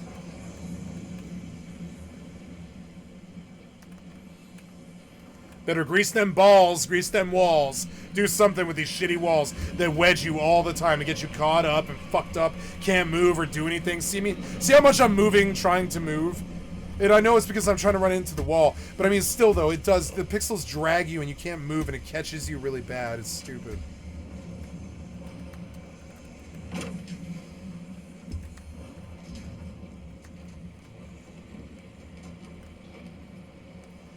Well, I mean, okay. Great. Cool, it's a bed. Let's go. I don't want to do that. I could destroy a rush tower. Let's follow Harper's leads, I guess. Kumasi 7A, or 6A. Okay. Let's go back to this. Side veneer of pallets. The inside's all hollow. There's a camper in there. Brilliant. fucking brilliant. The camper gets a little taller where I'm sitting. I got a skylight in here from an old window. No way. And there's some leakage because it is just pallets and a little bit of plastic wrap on it. And I got my security system. So this is surveillance 360 degrees around the camper I'm in right now. Brilliant. Let me know if there's any problems and when it's okay to open up that door to go outside. Right? It's a small, modest. Fucking brilliant. But I mean, what if you can't? What if you're stuck in there for Electrical system in a really long time? You just wait. You wait until they're not looking. You just jump out for 5 seconds, and then you go to the fucking front door, and you jump in the car, and you drive away. And they're like, "What the fuck was that guy just sleeping in his car or something?" And they don't think anything of it, right? That's what you have to do. You gotta wait until they're not looking. Wait, where am I going? What is this? What? Beta tier. Oh, these are all missions. Okay, so I thought you were taking me where I needed to go, but you didn't. Yes, land. Land, you.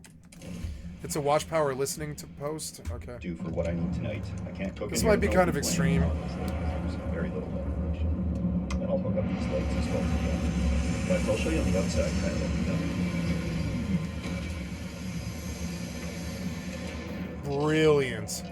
This door holds shut with a couple of magnets. One here, one over here.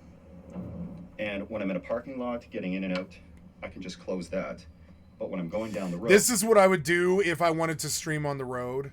I would do something like this where I'm really in something that you think is just like some box truck with like fish in it or something. But I'm actually in there with like a whole setup. I wouldn't mind buying a box truck. I think that would be a right amount of room. Put a projection screen on the side. Or not projection screen, but a television on the side of the box truck, you know? And a fucking cot. And like, you know, and yeah, you're like 5 feet away from the television. It sucks, probably. But I mean, like, you know, I don't know. It's probably still tolerable, though. And then you just go anywhere you want to go. I put another strap on the back to hold that all together. We got some bigger ratchet straps down there holding it together, but it's... I bet there's people who follow this guy around just trying to rob him. It's not going anywhere. Got these cameras put on with some pipes. Which is why he needs the cameras. Like I noticed that the cameras seem to be like, are you a voyeur? You're just really worried about security that much, huh? Because he's really worried about people stealing this from him. Red light. And selling it. Delty. I remember when this guy wasn't even very famous. He came up fast. Where the fuck did you pull 2 million subs from? Did you set yourself on fire? No, I know what you did. You were probably a big forefront of the urban camping movement, which is really, really big right now because the piece of shit cocksucker Republicans are throwing all the people out on the streets. And so, yeah, urban camping's really popular right now. So this guy got 2 million subs out of nowhere. He wasn't really expecting it. He doesn't even groom for it or anything like that. He doesn't care because he wasn't expecting it. And they came anyways because what he has, they want. Which is how to stealth camp on the fucking streets as the Republicans fuck our fucking country to death with their fucking greed and their brawligarch fucking butt buddies. Go test this thing out. And so, like, yeah, he went from 10,000 subs to 2 million pretty much in like a year because they need this. That's how bad these piece of shit rich people have been to us, right? What was that sound? Okay, whatever. We're here doing this, but I want to get up.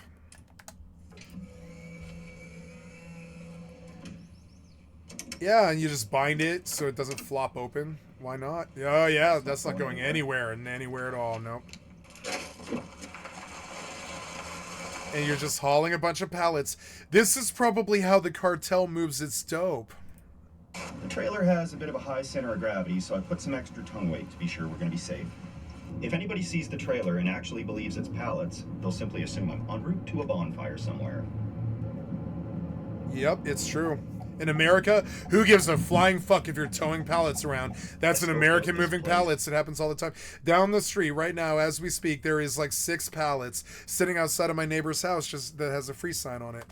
And I think this is going to do just great. Yeah, pallets don't arise suspicion. It's kind of funny, but they're so simple, you know? Store's gone out of business. Big empty parking lot that doesn't say a thing about overnight parking. Lots of light and amenities close by. That makes a big difference. Yeah, this spot is pretty great. There is a busy highway on that side, but people are in a hurry, right? Closed down hardware store right here. Unfortunate, that was a good store. Yeah. And everything in that little strip mall right there. Got a pet store. I think I've been where he's at. I can pick up treat for garbage, grocery store, 24-hour No, gas. it's just a strip mall. Never mind. Every strip mall in America looks like this. And a contemporary casual restaurant that I know is going to feature a bar, which is good because there's a hockey game on tonight. So, just going to kind of sneak in the back here.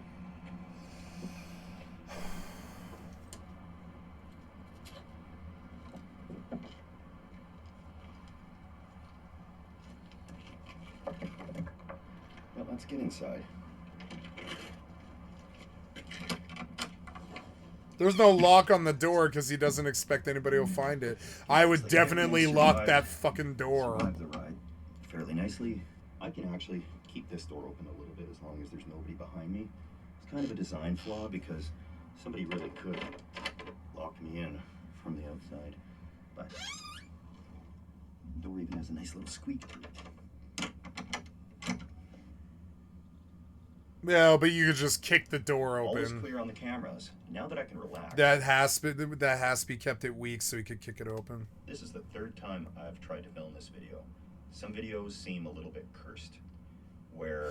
But I mean, that guy might jack your car and abduct you and take you off. You know. Well, always goes wrong, and the pipe was one of those videos where I think I had to do that 4 or 5 times because there was something every time. It was a wildfire, or it was full of mosquitoes or water or something. So this one, fingers crossed, third time's the charm.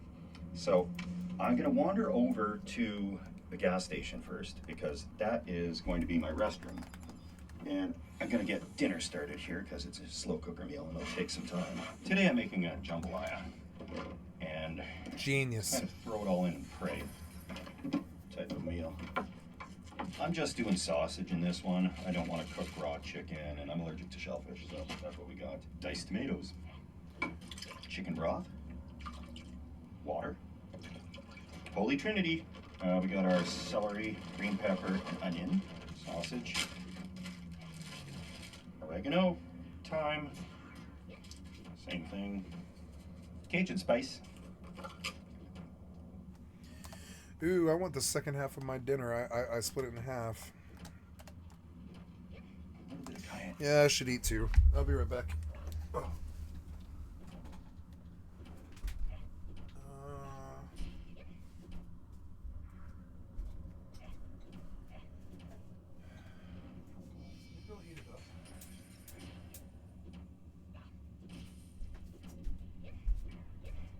gonna heat it up first. It'll take a few minutes. Genius. See, there is market for this. These kids, they know that they're about to be thrown out on the fucking streets by the piece of shit, brain dead, fucking thievery Republicans. And so they need this. They need like this kind of knowledge, or they're gonna die on the streets. I mean, that's why he blew up. You can see it. Anybody in the tiny house movement, anybody in the camping movement, or the urban camping, especially like urban stealth camping. Urban stealth camping is good money. I've been thinking about doing it.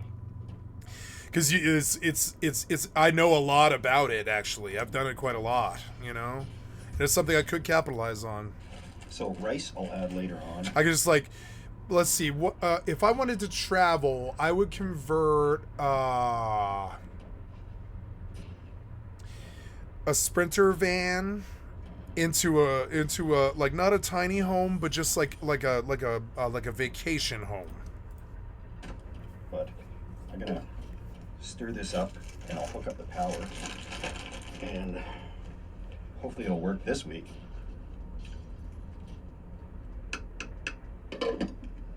There's power?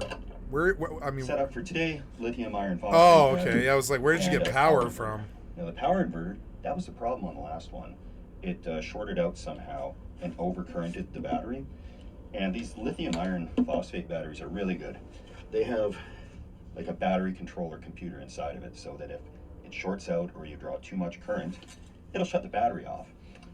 And that was a lifesaver because if it was an overcurrent situation or a short, and I went out to go, to the gas station to get something, came back, the thing would be on fire, and I would be busted. Ooh.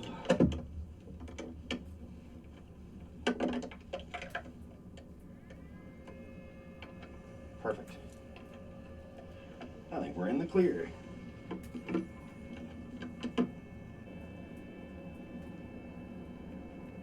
One of the oversights on my part when I did the wiring for these lights is I didn't put a fuse for that circuit at the battery. So I forget how sloppy the wiring in the walls may or may not be. But I think I'm just my not gonna dinner's hook it up. ready. I might later if I need to, but I'm not going to sleep with that hooked up, and I'm not going to use it too much. We've got beautiful natural light coming in. The sun is up until 10 o'clock tonight, and if I turn on lights in here, it'll just shine out through there at night. So I'm getting a little comfortable in here. We've got the slow cooker's working, and I think I want to check out the gas station out there, and a hockey game's coming on, so I'll probably wander back to that little pub there and check out the game. Everything's cooking. I'm just gonna save some power on this security system because I don't need it when I'm outside of the vehicle. And I'm gonna put my laptop and my other stuff in the car because I can't really lock this thing when I'm not in it. These are all future upgrades. If I can get away with camping in this thing again without it being recognized around the world. Okay. Just real quick.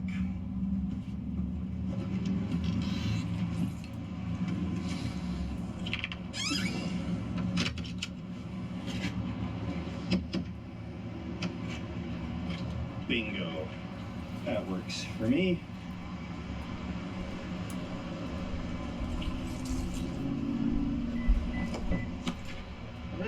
Got everything tucked away, and I'm just going to wander into this power center. I can get all the hiking that I need and outdoor exercise right in this parking lot.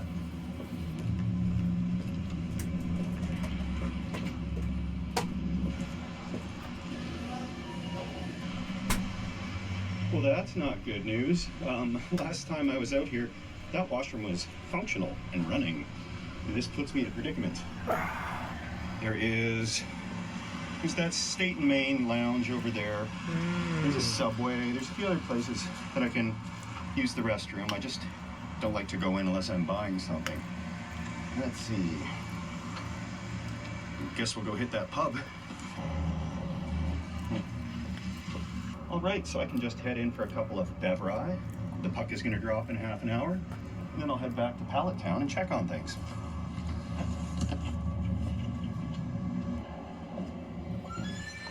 So yeah, your typical. Yeah, if you, that wouldn't be that bad. Like you just go get a beer and then you can use the bathroom.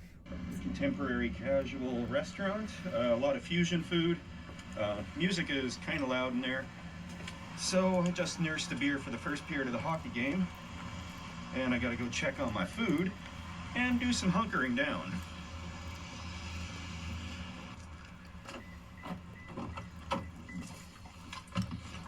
There's a guy right back there, sitting under the awning. He's enjoying a few beverages. And he would easily see me climb into the back of that camper there. So I'm just gonna try to wait it out here for a second. Hopefully he's gonna move on. That guy gave up. He left a few empties there. But last thing I need. My dinner was like $2 something, $2.50, and it was so good. There's the police rummaging around this parking lot. I'm trying to stealth camp here. See, he was right over there. Didn't suspect a thing, but you're gonna have to hunker down here.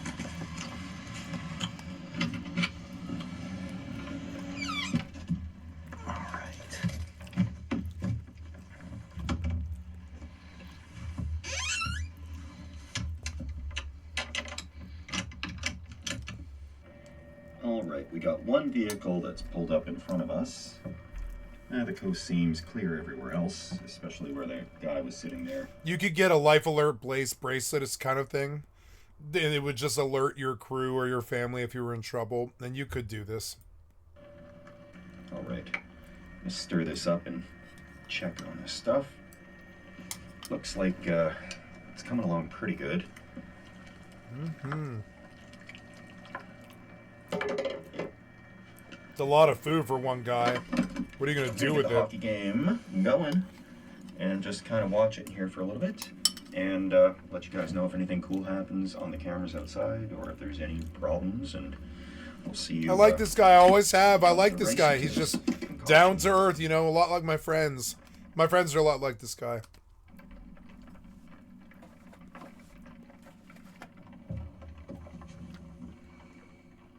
Well, I think the rain has slowed down, which is good, but it's pretty cozy in here. I could say it's probably 70 Fahrenheit in here, around 20 Celsius.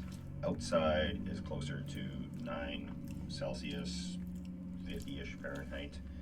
But I gotta head back to the lounge. I gotta dump this rice in right now. It's on the last period of the hockey game and they're tied up right now, so it's a good time to go use the restroom there. Wait for this to finish cooking.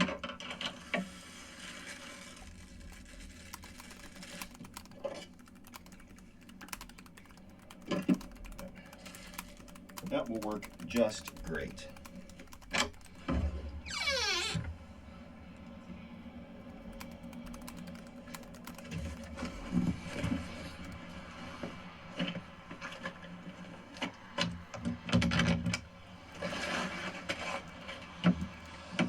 I'm not leaving anything in my car, I'm just bringing everything in a little bag with me, but yeah, pretty stealthy in my opinion, I do believe. It is not a lively looking evening at the old pubbaroo.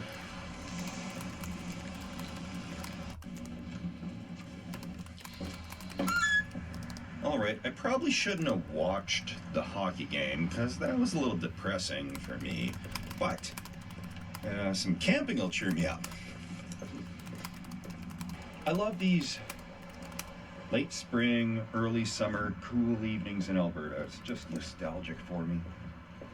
It's so refreshing smelling, just a big dump of rain. Real cool at night, but I know I'm gonna need that air conditioner in the morning. So, yes, we got lights on the subject here, but, you know, looking around it, those cameras don't stand out too much to me, and I probably wouldn't think too much of it if I drove past it, so. Let's crawl back in.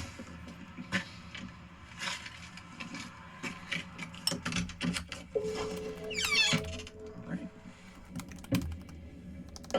This is looking pretty good to me. Parking lot looks pretty quiet as well. I'm gonna set these lights up. Just gonna clamp these on a little bit because the outside lights come through here. Actually, the parking lot lights, they will light it up, kind of, but I don't think anybody's gonna see it because those lights are shining down on the whole parking lot. So there's nobody above us that's looking down. I think we're gonna be okay to turn on a light or two. So obviously these lights are gonna be enjoyed sparingly. If I see anybody around on the cameras, I will adjust them accordingly, like that. It's back to stealth mode, but for right now, I know that I am in the clear, and this dinner looks, yeah, I can switch it to warm now.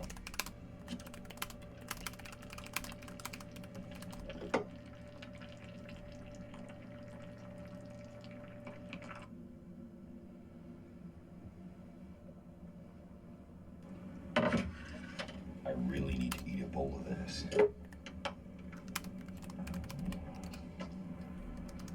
I really wish I could eat shellfish, but I got that allergy. It would be so easy to throw some shrimp and stuff like this in the crock pot right at the end of the cooking. Oh. Oh. That's hot.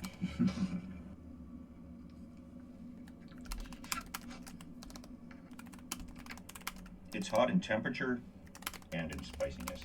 Yeah, I was sick for way too long, and I really didn't want to put up a clickbaity video about my health, so I put it up on my social media, Facebook, Instagram, whatever else I have that's linked to those things. And yeah, it was like some type of a bronchitis or pneumonia. Normally, if things go on for a long time, I'll get to a doctor. But after 7 to 10 days, they're starting to get better. And I'm like, yay. And then it got worse. And by then, I figured it was just going to get better again, you know, real soon. And then by then, you know, we're a month out. But I'm not here to apologize for being sick or missing videos. I'm here to look forward to the future, because we got a lot of good ones coming up right away. And you'll see what I mean about that. Some very interesting videos that are coming up, and I've had a lot of time to plan for these videos. Sometimes I run out of ideas, but if I've been bedridden for a month plus, then I definitely have jotted down a few ideas, and we are ready to go on those. Some of these videos are boring because they sit in their like stealth camping thing for like 8 hours and they try to get interesting content, but it's just them staring at a security television like this. And I've seen this a lot, and it's kind of boring, frankly. You just sit and watch what you see in most of the videos, and it's a good racket. Look at how much views he gets. 5.8 million views, right? So he can go on down to the fucking back of the grocery store, get 10 pallets, tie him to his already existing, like, you know, pickup truck, get a crappy television at the fucking Ark and his security system and a crock pot and a couple of other items for like $500 or something like that, and then make a fucking 5.8 million view video and clock your 200 grand or something over the next, like, you know, 50 years. And I mean, yeah, it is a good racket. You can see stealth camping is a really good hashtag. It like, and you want to know why? This is a lesson to any little Eichmanns in my fucking channel. You want to know why stealth camping is so fucking pure gold money? It's almost like Mr. Beast pure gold money, because the Republicans are fixing to fuck anybody who isn't rich and white, including you.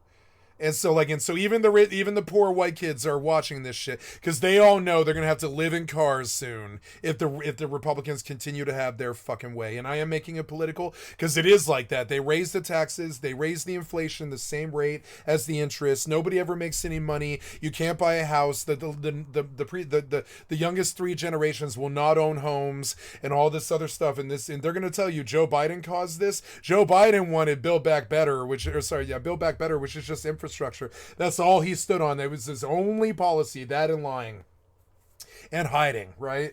But I mean, like, you know, but he didn't bungle COVID or like spend, like, you know, or get us in a 23-year-old Afghanistan forever war like Bush and Cheney and Trump did, and in Obama.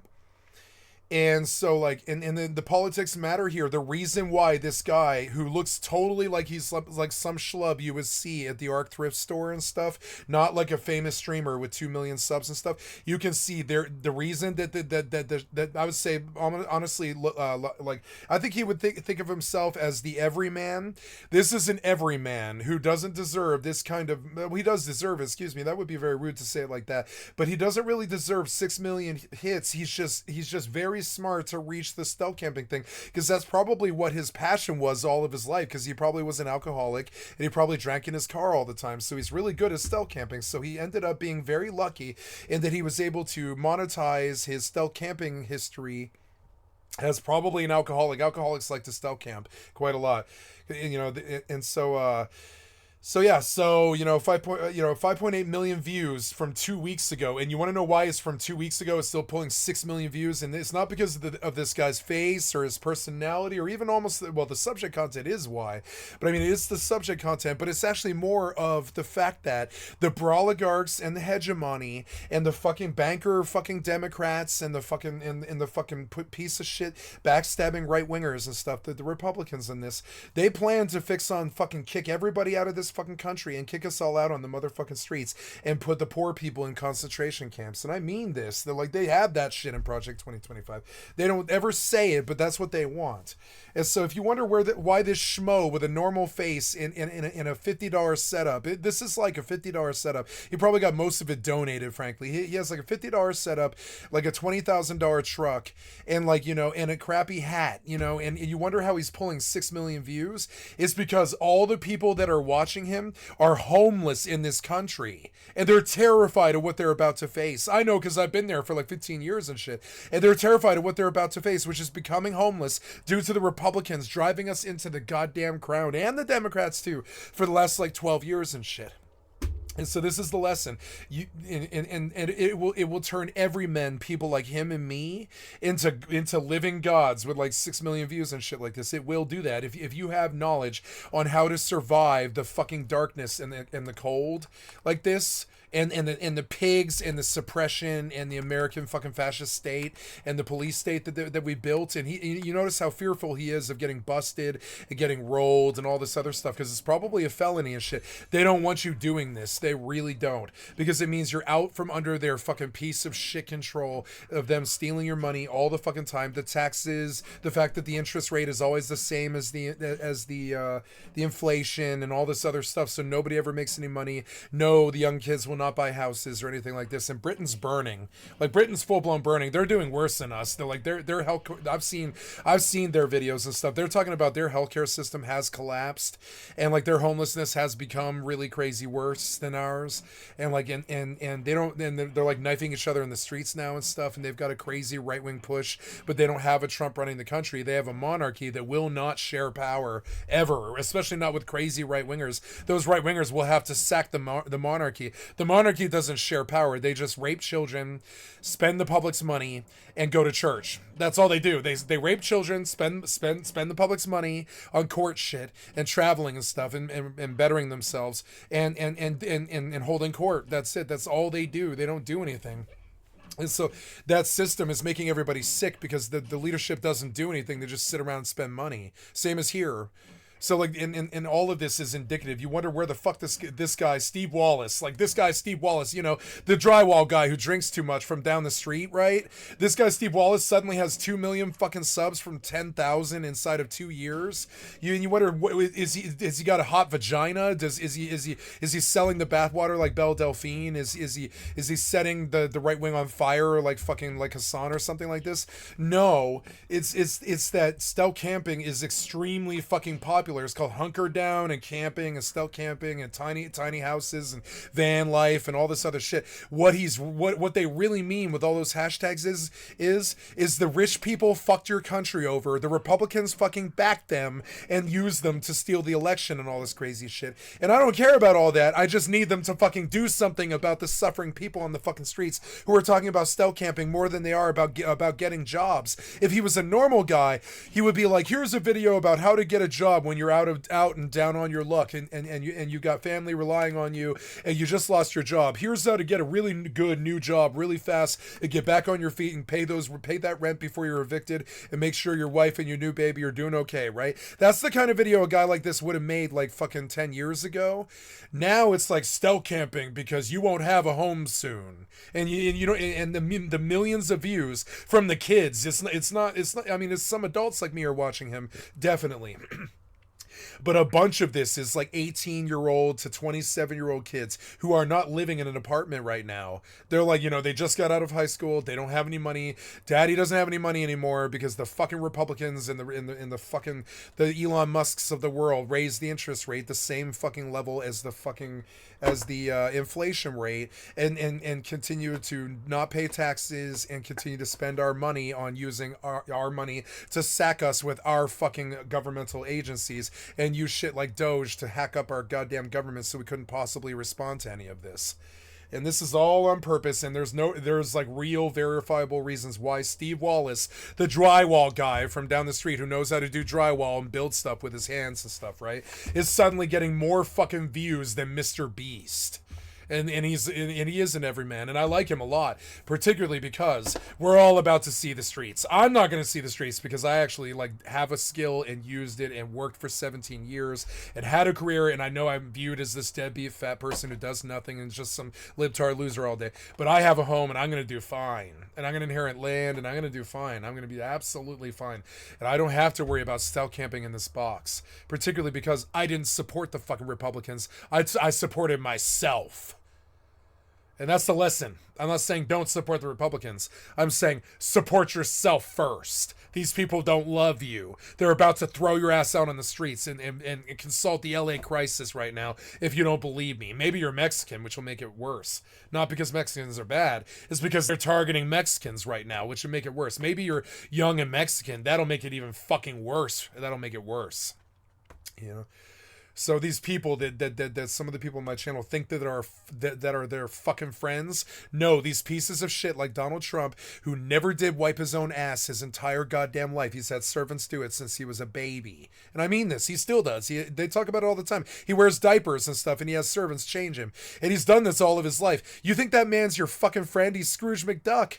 He's not your fucking friend, and it's not because I'm talking shit about righties. I'm talking shit about both sides. This government, they don't love us. They're sacking us right now and killing Los Angeles and stuff, and they're about to kick 3 whole goddamn generations from the age of 18 till about 35 out on the fucking streets, and you better get used to understanding stealth camping and shit like that. It's one of the reasons why I put it on my motherfucking channel, and yes, I'm furious at them over it, and anybody who fucking backs them are goddamn traitors, full-blown against the public, I mean, against the American public. And maybe you're British and you don't care or whatever it is, but it doesn't matter, motherfucker. Like, your government's doing that to you too. They're taking every government in the fucking world is taking the goddamn like cue from Trump now, and they're about to push all the poor people and all the middle class people in the world out, and there will be war or something like this. It's fucking insane.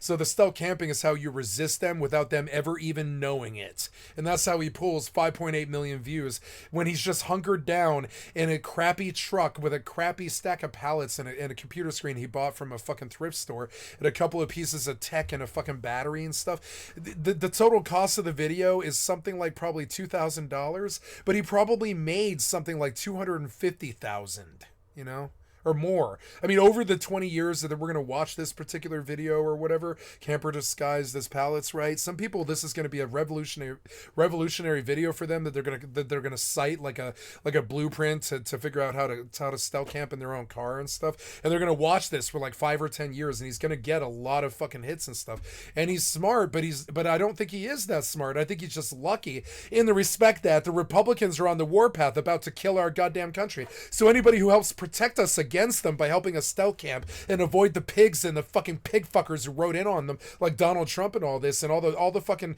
people who killed George Floyd and all the pigs and the brutalist fucking pigs who are fucking stomping us with our own money. You know, using our public money and taxes to fucking stomp us in on the fucking streets and shit like this, and fucking convict us of dope, and it's fucking shit, and kick us out of our country, even if we're in a fucking like a holding process waiting for immigration or anything like this. But they just want to kick us out of the goddamn country. All Latinos in the fucking country. It's fucking stupid. It's a shitty race war, and you can't call it anything else. And the problems lead to this, and these numbers, I see them and they fucking blow my fucking mind. I see these numbers and I'm like, what the fuck? I like this guy when he had 10,000 pop, like 10,000 subs, like 10,000 subs, and now he's 2 million, specifically because he just talks about how to get away from these pigs. This is how you get away from the pigs. This is the only way to do it. You have to be invisible to them. This is the only way to escape the pigs. They will find you and they will constrain you to the streets. They've done it to me like 3 times. And so if you really don't want to fall down to the fucking streets, and I know that's the current fear in Britain and in Canada and in America and in Mexico and all this stuff. If you don't want to fall down to the fucking streets, stop backing these piece of shit fucking fascists who stick their guns in your faces with the money that you gave them. You know, it's bullshit. And you can see it. Anybody who's trying to train you how to avoid these fucking pigs is getting millions of fucking hits. So that's one of the reasons I talk like this. You think it's just because I'm crazy, but no, I'm trying to garner fucking attention. In particular, 2 things that I wish people would look at so it could maybe save their lives. This stack of pallets, you never know. This might save your fucking life. You might not know. But this is like an FBI level stakeout. It is. It's like an FBI level stakeout. It's smart. It's cheap. It's fucking accessible. It's like a cot from the fuck. I could do all of this. I know all the items he's bought because I used to do a lot of stuff like this. He bought like a $50 crock pot, a fucking $10 crappy monitor from the thrift store that still works really well, a couple of cords for like $2 or something like that from the thrift store. At the Army surplus store, he bought like a below zero what do they call sleeping bag because it gets really cold at night pretty much everywhere in America. You know, even California will get freezing death cold at night sometimes, especially near the ocean where the wind's really bad. And so yeah, you definitely do need that below zero fucking the one thing you spend the money on is the sleeping bag because you could freeze to death at night. That and the battery for the heat and the cooking. All the rest of it, like the lights and stuff, that's all like luxury that you don't even technically need if you don't necessarily need it. You know, you can just use a flashlight if you need to, or a headlamp, like a good headlamp with a charger and stuff. I have one of those. I've got a headlamp, you know, like a miner's headlamp. I bought a miner's headlamp this year so that I could have endless light without having to use my hands. I got inspired by Rust and my nail gun era on the Rust Hardcore server. I realized that if the Stream Sniper or anybody else ever makes a play on me at night, I actually have an asset that they might not have, which is a miner's headlamp, so I can just shoot my non-lethals at them without having to fucking aim a flashlight in my hands. If anybody ever fucking comes here, we'll have the dogs alert, and the neighbors will alert. It's just such a quiet neighborhood. You can't come here without, like, at night without aggroing the fucking neighbors in a weird way. And then I will get notice from my parents and the fucking dogs and stuff. And, like, the bottom line is, like, at night, like, the miner's headlamp means something to me because I can't shoot somebody with a fucking taser or a nail gun, right, if I have a flashlight in my fucking hands. And so that's something that Rust Hardcore taught me fairly well as I fought the Stream Sniper. It's better to have a fucking miner's headlamp than a fucking flashlight if you don't have a gun, you know? And so I learned stuff like this, and I do plan to protect myself, and I've made all the steps and all this other crazy stuff where it's like, yeah, motherfucker, you're going to get blinded and attacked by dogs and all this other shit. I try to discourage people from even trying because we do think about this all the time. I've lived my life like the pigs are going to kick in the goddamn door at any second and end my fucking life. You know, it's fucking crazy, but I did. I lived my life like that. I'm a fan of Northern Exposure. I love Northern Exposure. I love Northern Exposure. That's one of my favorite fucking television shows, absolutely. Show from the 90s. I watched it recently. I watched a couple of Northern Exposures recently, and I was like, oh, it's hard to watch this show at like 3:30 in the morning because you have to track all the fucking plot lines that they do. But it's good, you know, it's good. Just leftovers into the car because it's going to be pretty cold tonight. Yeah, why did you cook like a fucking like 3-day fucking, I mean, I guess it works, right? Because you can just throw the pot in your fucking truck for like 3 days and then you can just eat out of the pot. And you don't have to worry about cooking for like 3 whole days or something. The crock pot's a really good tool. I mean, it's nasty and sure it's old, but I mean, the meat's not going to turn for something like 3 or 4 days. So yeah, you can just, you know, you can just ride it out. You can ride this crock pot for like 3 days. And if you don't have to cook, it's a lot safer. You don't even have to turn the battery on at that point. You can just drive all day and night or whatever, or work all day and night and then just get home, like get to the pallets, get inside, like jack off, go to bed, sleep, and then get up in the morning. You don't need to do a lot of this stuff if you already have the food cooked. The security is paramount. He wants to watch because he knows that it could get the video canceled on YouTube and he could potentially lose something like between $250,000 to $1 million here. So he's watching this fucking video like he's a cop like he's a deputy at a prison, and he's gonna watch it till the second that he nods off by accident, you know, because if he gets caught, he could potentially not be able to make the video. YouTube could potentially threaten to block all videos like this if he suddenly gets busted doing this. If he becomes an international joke, because they catch him in a stack of pallets, right? And he ends up in like, you know, the New York Times or whatever, right? Then YouTube bans him because it sends a bad message, right? It sends a bad message to the kids that they should stealth camp in some van out in the Walmart parking lot where all the junkies are and the lot lizards and stuff. And no, that's not really a good idea for like a young, impressionable 21-year-old kid to go on down and sit in their fucking Subaru like I did at the Walmart. I learned. I'm going to take the crock pot out of here. And Yeah, another thing is it fucking stinks. You got to get that thing out of there as soon as you're done eating. I would have just, as soon as I dished up my bowl, I would have moved the fucking thing to probably, frankly, the roof of my car. And I would try to build something with my van where I could put something on the top of my car, but not inside my car, you know? Because, like, yeah, I would get what do they call those, like, camper boxes that they put on the top of those Sprinter vans and stuff. I would get one of those attachable things they put on the top of vans, and I would put the crock pot in there because the crock pot fucking stinks. And you're gonna smell the whole like 5-foot space that he's in is gonna stink like stew for like 3 weeks.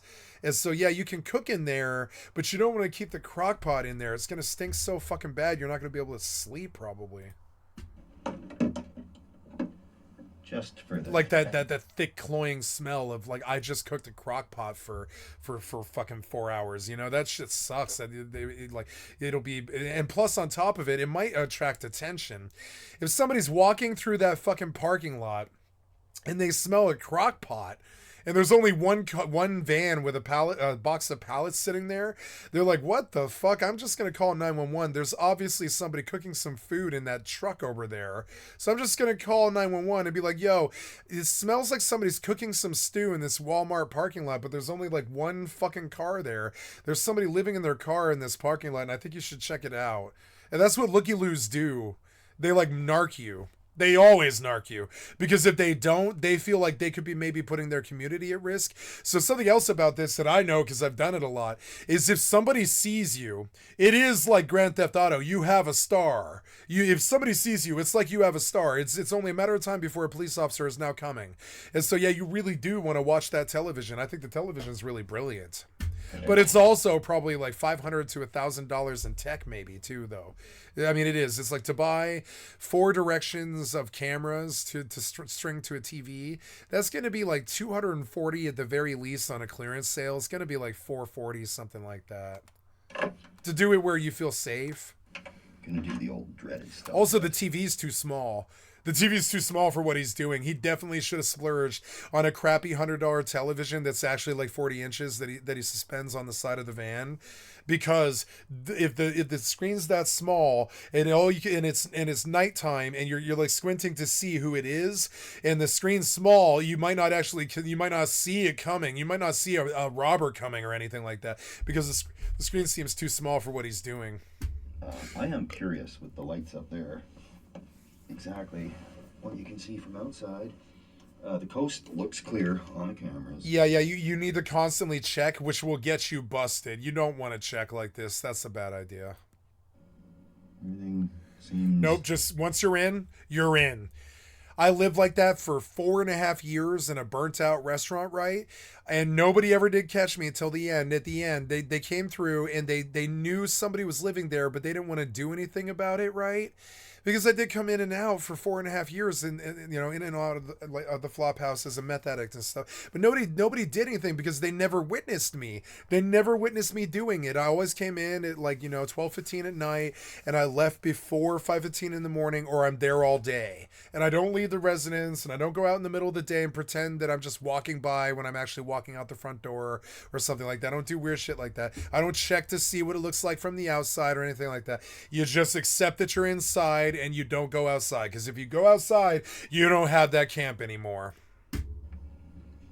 Pretty smooth here for... And that camp, you might keep it for 4. And I kept a burnt out restaurant, and they kept the power on in that restaurant too. So I was able to just charge a laptop and a razor and just live up there. And the water, I just, carted in by myself, and I pooped in a bucket, and I rolled it on out at like 3:15 in the morning to go to the fucking dumpster and stuff. And I still camped like this in a burnt out restaurant for 4.5 fucking years. Old stealth test. And I didn't get caught, so I didn't lose the spot. I'm good at it.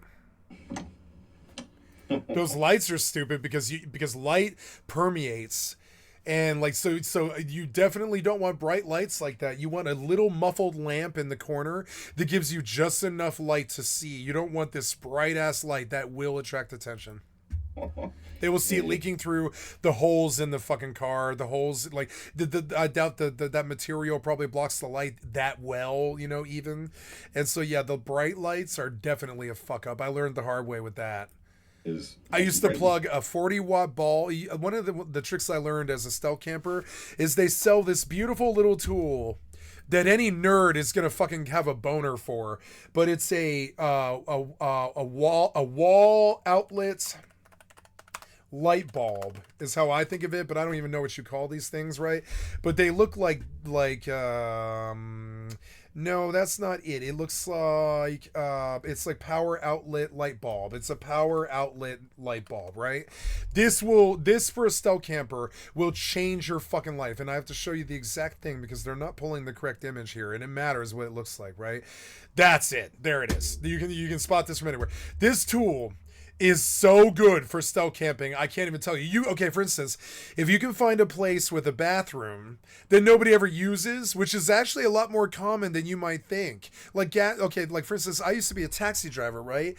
And I learned that taxis and truck drivers, they use public restrooms all the time that they don't care if other people use, but they do lock those restrooms, right? So if you figure out where the truckers are going to the restroom in town, which they do, and the taxi drivers do this too, usually it's airports or gas stations that are commercial gas stations. They're not the gas stations like Texaco. They're like a specialty gas station that does not sell to the public, that only has pumps that big trucks and buses and things like that go to. And so what do? You wait by the bathroom, right? And you hopefully you find a place with more than one bathroom. You almost always have to find more than one toilet, more than one bathroom, because if you take one bathroom, they will knock on the door and they will demand that they use it, right? Because they don't come knocking on the door unless they need to use the restroom. So they'll demand to come in. They'll be like, "No, motherfucker, I need to use this restroom. Come out now. You've been in there too long." And they'll sit there and they'll hammer the fucking door. I know because I was a junkie for 4 years. And they'll hammer on that fucking door for 10 minutes. They don't care, and they will push you, and they'll eventually call the cops. You know, they don't like it when you sit in bathrooms like that. So you find a place with 2 bathrooms. Usually there's like a male and a female bathroom in a commercial gas station, because the truck drivers and the cab drivers and the ambulance drivers and the commercial workers are sometimes female. So you can find a male or female restroom, and sometimes their best usually is when they're unisex. So sometimes you'll find 2 bathrooms, because it used to be a male female bathroom, but then in the modern age they convert them to both being just utilitarian bathrooms that are unisex, that you just wait to use until the next person leaves or whatever, right? And so then, like, if you have a gas, and I carry one of these for 17 years wherever I went, and it did save me, because no matter where, if you can find a light bulb plugged into a wall socket, you can use it to charge your phone. And you can't live on the streets if you can't charge your phone. And most people are too stupid to figure out how to charge their phone on the streets. Like, for instance, you'd be surprised, in major cities, they have wall outlets all over the place that are plugged in and do run, because they need to chop the grass along the roads. And you'd be surprised how often there's like some silver fixture just poking out of the sidewalk that's meant for the people who chop the grass next to the sidewalk and stuff like this, right? Or whatever. And like in major cities, they often have tons of power fixtures all over the place. And if they don't, they have some some light bulb plugged in somewhere in some back alley where the security isn't going to go. There's going to be some light bulb plugged into some fucking thing. You just unscrew their fucking light bulb. You pop off the top, this thing on the top, right? This thing right here, that little nub on the top. You take your fucking lighter. You smash down on it with the bottom of your fucking Bic lighter, and it's this black glass that's like made out of lava glass or something like that. It's like igneous rock glass that shatters really easy. It's like glass, you know, but it's a rock. It's like a rock that's glass. and it conducts or something. So, and that's what they put on the tips of light bulbs, and it's usually either metal or black glass. And you want a light bulb that's got black glass, right? So you're a meth addict and you're stealth camping, and you need to charge your phone, and you need to sleep at night, and you need a power source for light, and you need you need to charge your laptop and stuff. So you get an extender that plugs 3 things into both sides. You get 6 plugs, right? You get extenders for both sides of the light bulb plug. You screw the light bulb back in, so it doesn't even look like you mess with the light bulb, because the light doesn't change. You have a light bulb plugged in on the bottom. See it? So it's not like you take the light away, the light bulb's still plugged in, right? So they don't know what you're doing in there in that fucking bathroom, but you're actually using their light bulb to charge your fucking laptop and your cell phone and smoke meth and smoke heroin, and then you steal their fucking light bulb, right? And you break the black glass on the top of the fucking the light bulb with the bottom of your lighter, and because you don't even need a tool to do it, just a lighter, right? You break the black glass of the fucking lighter, and you use the broken glass, the black glass, you use it like sand to if it's a white light bulb with white paint in it, you dump sand or like ash into the bottom of the fucking light bulb, and or salt. What I used was salt. Excuse me, salt is what you usually use. You take like a couple of packets of sugar or salt, and you drop the sugar or salt, and you break into the top of the light bulb with a Bic lighter. You dump packages of salt into the fucking that you got from the diner or whatever, or the 7-Eleven. You dump packages of salt into the fucking light bulb. You swish around. You use a tool like a pair of pliers or something like that, or a pencil. You can do it with a pen or a pencil. You break the glass piece inside of the fucking light bulb, and you pour the salt into the bottom of the light bulb, and you spin it around like a fucking like a bottle with liquid in it, and the salt rubs all of the iridescent, all of it. Like, you can tell the salt does a good job. It gets all of the white iridescent cancerous paint, lead paint that they put inside of white light bulbs, right? And it makes a white light bulb turn clear. If it's a clear light bulb, you can just skip the last step, right? And often it's a clear light bulb, but not always. Often, half the time or something, it's a light bulb that's white and has like white paint in it. That white paint, if you smoke that white paint, you'll die. And so this is the thing about converting light bulbs into meth pipes, is what I'm getting at here. And so if you can find any bathroom or any closet or anywhere that nobody's gonna go for the night, you can just use the light bulb socket to turn it into a fucking meth palace. And you sit in there and you charge your fucking laptop and you play video games and shit in some closet or some bathroom. If anybody knocks, you say, "Oh yeah, sorry man, I'm sorry, I took a shit. Give me just a second here. I'm sorry, I'm changing my clothes." Right? And they're like, "Oh, okay, some bum changing his clothes." But you tell them what you're doing, and you're like, "Okay, I'm sorry, I'm just changing my clothes in here. Give me just 10 seconds here, I promise." And then you get to work.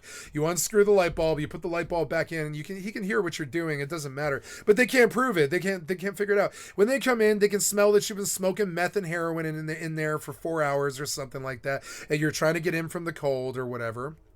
And this is how you stay alive on the streets. The other people are on the streets with a fucking sleeping bag wondering what to do. You're like in a bathroom with running water, running power, light, warmth. Maybe you have food from the 7-Eleven or something like that. You can sleep on the fucking floor with the sleeping bag that you brought and that's tied to the bottom of your backpack and stuff like that. And if anybody fucks with you say, "I'm sorry, I'm homeless and I'm changing my clothes. Give me just 2 minutes here. I'm sorry, I'm coming out." And you be honest with it. And then by the time you're walking out that door, there's no sign of drug use except for the smell. There's no sign of power usage of charging your laptop and your cell phone, maybe farming Bitcoin or something if you're poor and you're a young kid on the fucking streets. And this is one of the reasons why I talk about stuff like this is so you know what I would do in the modern age if I was facing what kids like my stream sniper are facing, which is homelessness for the rest of their lives and stuff because of the Republicans, right? I would train them to do something, and I'll tell you what it is too. You don't need to mine Bitcoin with your computer. You can mine Bitcoin remotely, and I don't suggest you mine Bitcoin. That's for weird like child sex people.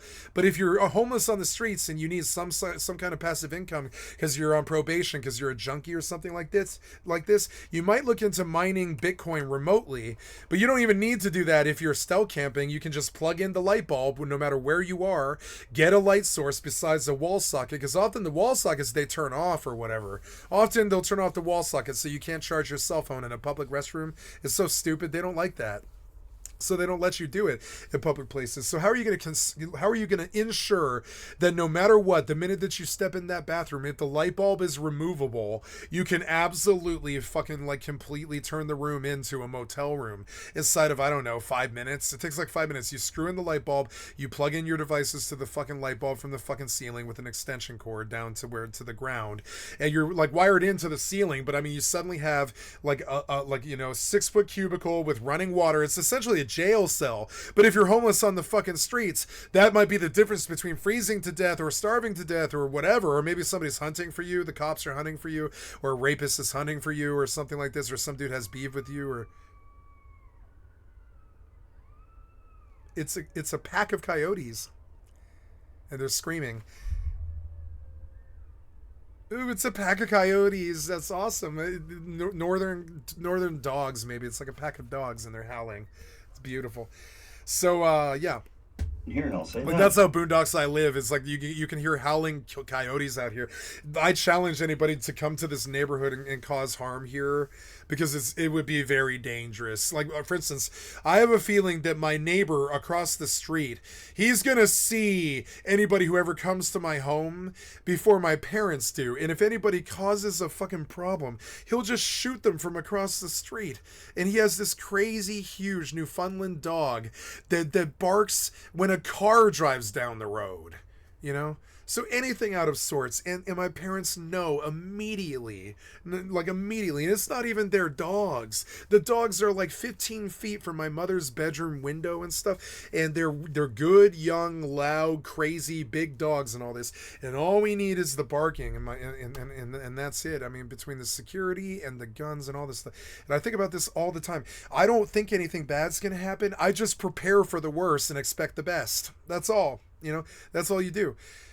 So so that you get in a bathroom, you empty out the light bulb, you dump meth into the fucking light bulb, you run a lighter under the light bulb, and you empty out a big pen, and that's how you turn a light bulb adapter, a backpack, a sleeping bag, and a fucking pen into a temporary motel room that you can sometimes stay in for days. You don't have to leave till somebody knocks, so you just set up to leave really quickly. And so, yeah, there's periods in there when you're changing clothes and you're washing your face and you're like doing your hair with the hand soap and stuff because you're homeless and shit like this, and you don't have the time to book out of that I call it a motel room, but it's essentially a bathroom, right? And you are sleeping on a bathroom floor. It sucks, but I mean, you're not on the floor. You have a sleeping bag and stuff, and yeah, you've got running power. You usually have internet. If you have power, you usually have internet, or Wi-Fi is usually in range. And I have things for that too. Like most people, they'll use a giant satellite, but I'll use like a Wi-Fi extender that'll give me another 3,000 feet or something like that. So if there's if there's a fucking like a Wi-Fi within like a quarter mile or something like that, I'm gonna pick it up and use it. You know. And there's even better stuff for that. Like now you can just get Starlink or whatever Elon Musk does. I'll shill for Elon Musk even though I don't like him. Because I do like satellite internet and that stuff that he's selling, Starlink or whatever. If it works, I've never used this, so I don't know if it works. But yeah, I like satellite internet. And I appreciate anybody who wants to bring me satellite internet, because I don't really like wires. Wires are shitty. I've dealt with wires all of my goddamn life. My mother hates it. She won't do it. She hates wires. She'll call me up and she'll be like, I've got a cord mess and I need you to deal with it. And I'm like, all right. And I hate cords too. They're so fucking annoying. Door could use a little grease. Yeah, that door, that's going to get you fucking aggro. Everybody within a quarter mile can probably hear it. Remember, you're on a blacktop where that shit echoes. So it's going to go like a quarter mile or something down to the gas station that's 4 blocks down. They're going to be like, what the fuck was that? That sounded like some kind of wood door opening in a parking lot. And then in Muggles and Looky-Loos, they like Muggles is a term from the GPS caching community, right? The geocaching community. Muggles like aggro to weird sounds. And it's the fastest way to get caught. So if they hear the sound of a wooden creaking hinge off of a blacktop in a Walmart, they might aggro to that. You don't want weird sounds. I would have thought about it. I would have been like, the minute that I opened that door, I would have been like, oh no, this door is like some kind of fire alarm that's going to set off the Walmart parking lot to let everybody know I'm here. And the first thing I would have bought is some WD-40 before I do anything else. You can tell this guy will get caught sooner or later. I won't. Well, that's obvious as anything.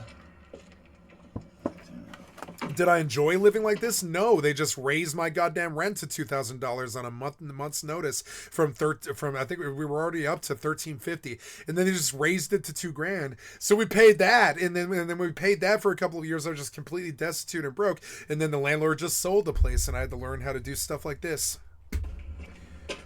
My rent for I think 7 years was $275. Then suddenly in the space of 4 years it was $1,000, and then suddenly in the space of 4 years at the end of it, it was suddenly $1,300, and at the end of it they were like, okay, pay $2,000 between 3 people. And we're like, okay, I guess $750 is okay, I guess, whatever. It was a 3-bedroom, you know, it was nice. So, I mean, I get it, but it was also just insane. It was so fucking expensive for somebody in the lower class. It was insane. And it was not a nice apartment either. It was a nice apartment, but it was still like 3 dudes living in an apartment. It sucked. It was like a ghetto house. It was kind of shitty. Walking around. Yeah, I love my place. I love that place. I want to buy that place like sometime in my life. I want to go back and try to buy the Crack Shack because it was the most formative place of my entire life. But I'm sure they have. I think I've been there. Yeah, they bulldozed it since then. It's brand new now. Back door just to see everything I knew from my childhood has been bulldozed. All of my high schools, all of my fucking everything when I was a kid has been bulldozed. Anything left from my childhood is gone. I don't have anything left from my childhood, not even except for my inner circle. That's it. Not the high school friends, not high school possessions, no pictures, no photos. Like all the high schools themselves have been renovated and shut down or just demolished and stuff. Right? Like nobody's where they used to be. None of my friends live where they used to, except for my best friend and stuff. And there's almost no normalcy from when I was 25 as to when I was 40. Like in the space of 15 years, all this theft and all this corruption and all this fucking fascism and all this problems and COVID and 9/11 and all this shit, it like definitely did have a really deleterious effect upon my community. And I watched what it did to all of us.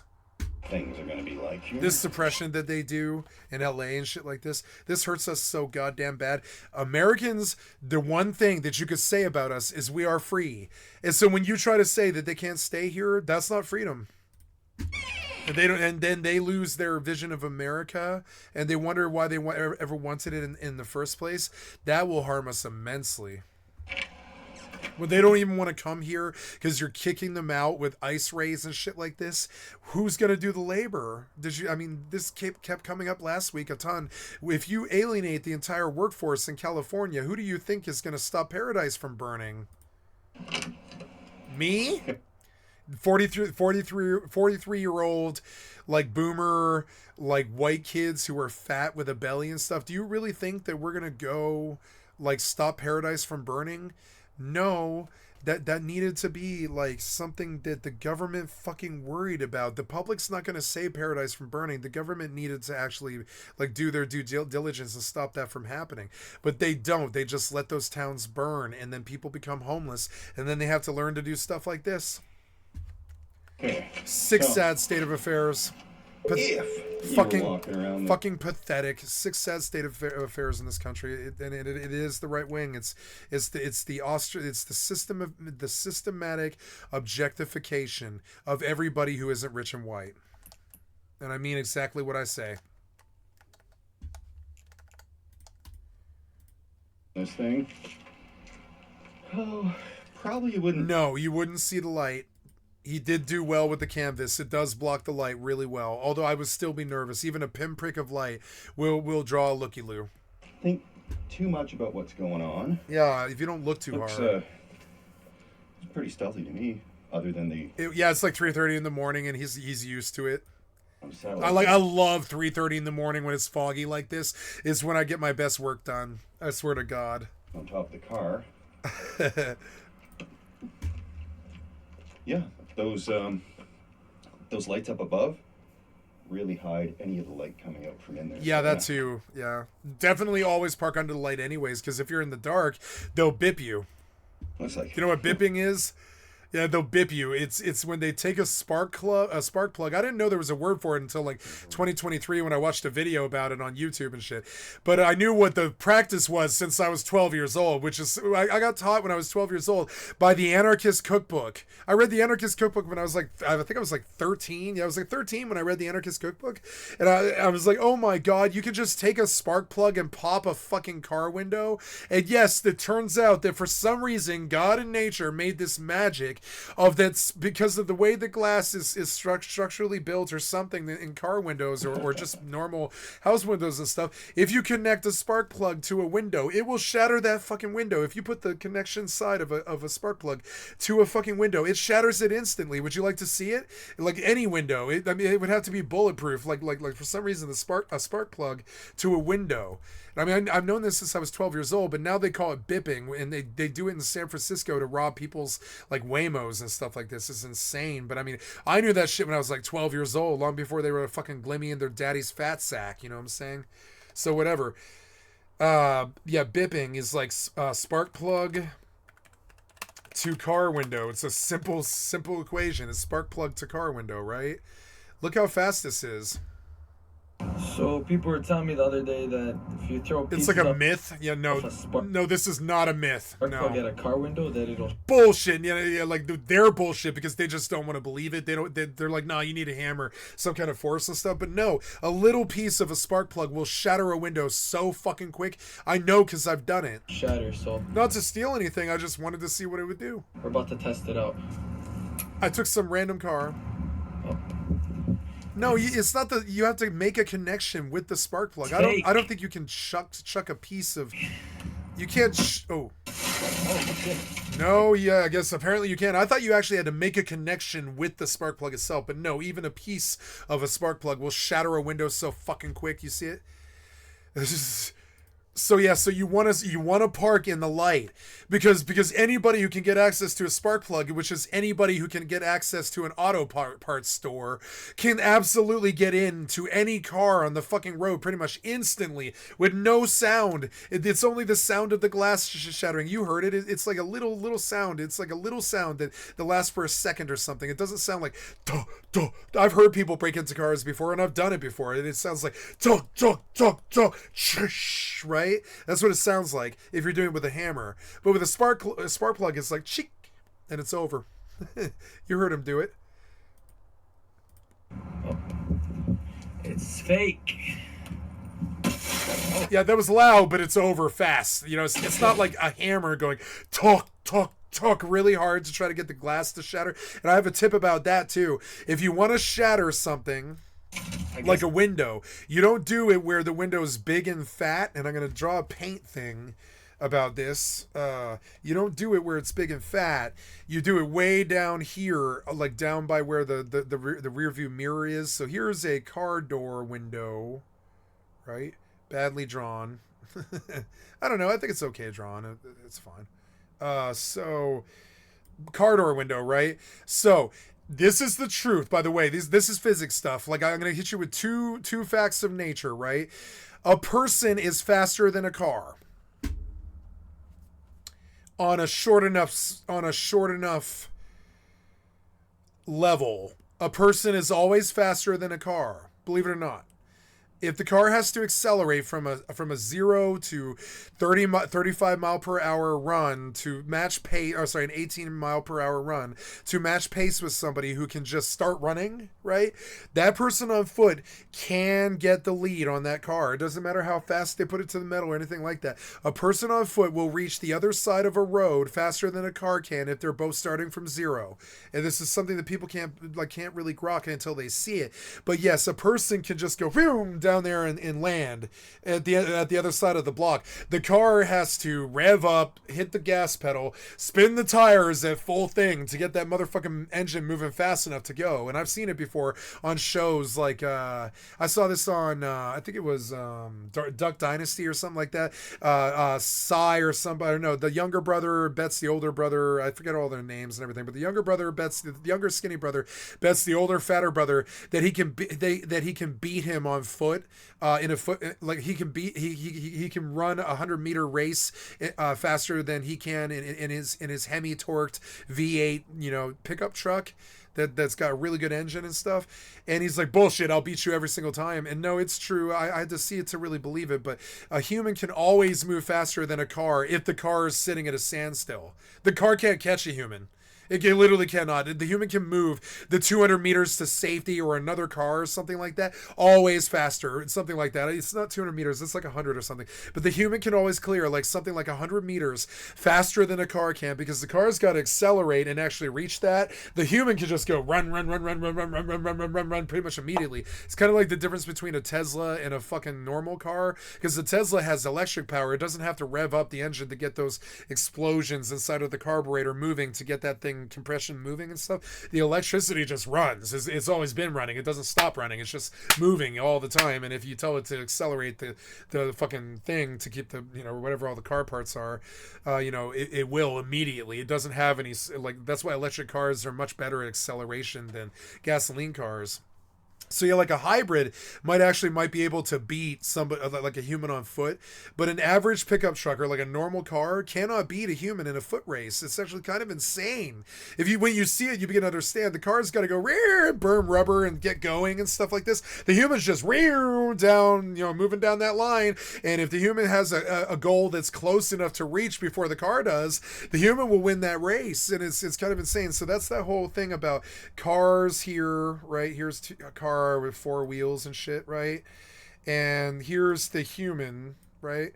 And they're doing a 100-meter race to 100-meter race down here. And this is stuff about physics that are very important, right? If you're running from the fucking cops, you have a better chance to get away on foot if they are parked. You actually do. It's better to maybe run from them if they're at a standstill, because if you can get around a corner and down the alley and into a trash can or something like that and evade them, it might take them a little bit to get there. You would think it's only like a few feet, but no, for them to actually get the acceleration as they burn those tires to get their forward momentum to and their tires spin out and they go shucking like this, like left and right with the centrifugal force until they eventually catch the traction with their tires and push the last 70 meters of the race or something like that. The human just goes ready, set, go. There's none of this stuff. There's none of this acceleration stuff or anything like that. The human just goes right, no problem, just starts running, no acceleration or anything like that. They're moving at top speed pretty much immediately. And because the human moves at top speed, it will beat a car in a 100-meter race. It's fucking crazy. I don't want to believe it, but it does. The other thing about physics that's really, really fucking weird is if you take a fucking hammer, and I know this because I've done it a lot, because I used to really like breaking fucking car windows with a hammer when I was a punker for some reason. I don't know why, but I did. If you hit the window in the center of the car window here with a hammer, here's a badly drawn hammer, because I'm dumb as a bag of hammers, right? I'm teaching you how to break into a car with a hammer because I'm dumb as a bag of fucking hammers, and I'm sure this will piss off right-wingers real good. But nope, I'm trying to teach poor kids from the previous the newest 3 generations how to survive in this cold, fucked up world after the Republicans stole all the money. And if you don't believe me, consult how much money Elon Musk has. Where do you think he got $400 billion? Did you think it was working? No, he stole money from us. He raised the prices so high and the interest and all this stuff to the same rate as the inflation. and he charged government contracts that he doesn't supply goods for, like they all do, and he fucked the public out of $400 billion. We just gave our money to Elon Musk, you know, the guy who owns Tesla. Now, we don't know why we do this shit, but we do. So anyways, we bang into a fucking window here with a hammer. It might take you 10 or so full-blown adult male sledgehammer will do it, but a hammer won't. Hammer, you're gonna go clang, clang, and you're like, God damn it, I am swinging with all of my man strength, you know. And I've done this before. I've swung with like all of my strength and shit, and you're like clang, clang, clang, because the window's not built to break to the hammer smashing on it right here. And dummies, they just go right for the center of the window. They think center of the window, dead on. It's like a dartboard or something. I've got to hit center of the window. But no, you can simply tap a hammer, and this matters because if you're breaking into a car or stealing a car, which I've done both, if you're breaking into a fucking car, you just tap the hammer very quietly down here a few times right down here, and this will shatter the whole fucking window all the way across really fucking fast with very little, you know, very little torque or whatever you call it when you swing something. I mean, you know, with centrifugal force, right? With very little, I'm talking tapping. If you tap down here, you're going to shatter the whole goddamn window really fucking quickly if you're, you know, if you're trying to break the fucking window. If you try to bash the window with a hammer in the center of the fucking window, right, you will go clang, clang, clang, clang, and it's going to summon everybody within 2 blocks or something. They're going to be like, what the fuck are you doing, right? And I've seen that before, too. I've heard it. I've seen it, and I've done it. Like, you know, clang, clang, clang, clang on this window, and you're like, what the fuck, this window? It's glass. But it's harder than hitting metal because it's designed that way. They designed this to take a head-on collision from a car and not shatter the glass into your fucking face of the driver right here. You're the driver. Here's your head right here. I know this is really bad, but you know, here's you. You're sitting. I'll have to start over here now, and it didn't take me long to start this whole principle. But anyways, here's the car window. I should have saved it and gone back in templates and stuff. How to properly break into a car window. If Donald Trump steals all the money in the world and constrains you to a prison because you are poor white trash or poor people of color, and you're now in a FEMA work camp or something like that, you might need to break a window. Right? So if you need to break the window, you don't go clang, clang, clang with a motherfucking hammer up here and alert the entire neighborhood that you're trying to break into a fucking car. Right here. You go down here at the very like bottom corner of the fucking car. Right? I also have another tip about this. Now you can fuck the owner. And like when you're stealing a car, you can fuck the owner and you can break into, like, I guess I'll have to draw a car here with windows because it's kind of bad, but we're drawing a car here very quickly, which is why it's so goddamn ghetto. But imagine a 4-door sedan, right? Or a minivan, something like that. So you've got your front window, you've got your back window, right? No. Imagine a Saturn. Imagine like a Saturn car, right? You've got a short car that's like kind of a shorter sedan, and it's got its front window here with, you know, and it's got its back window here, and then it's got this little triangular looking window on the back, right? Now, do you bang right here with a hammer? No, if you're gonna go in through the front, you go down to the corner right here, and you tap the corner with the hammer, and it's gonna shatter the glass really quickly. If you full-blown sledgehammer swing on the center of the fucking window, you're going to alert the neighborhood, and I've done it before. So understand. So then the second window is just the same. If there is some kind of short, like if it's a Subaru window with a shortcut like this, right? Subaru windows look kind of weird like this. If you tap down here on the Subaru window, it will shatter. But if it's rolled up and you full-blown clang on it with a hammer at the center of the fucking window, you're not going to get through that motherfucker. It is built to resist you. It is the physics of it are built to just clang the hammer right the fuck back at you like a wall.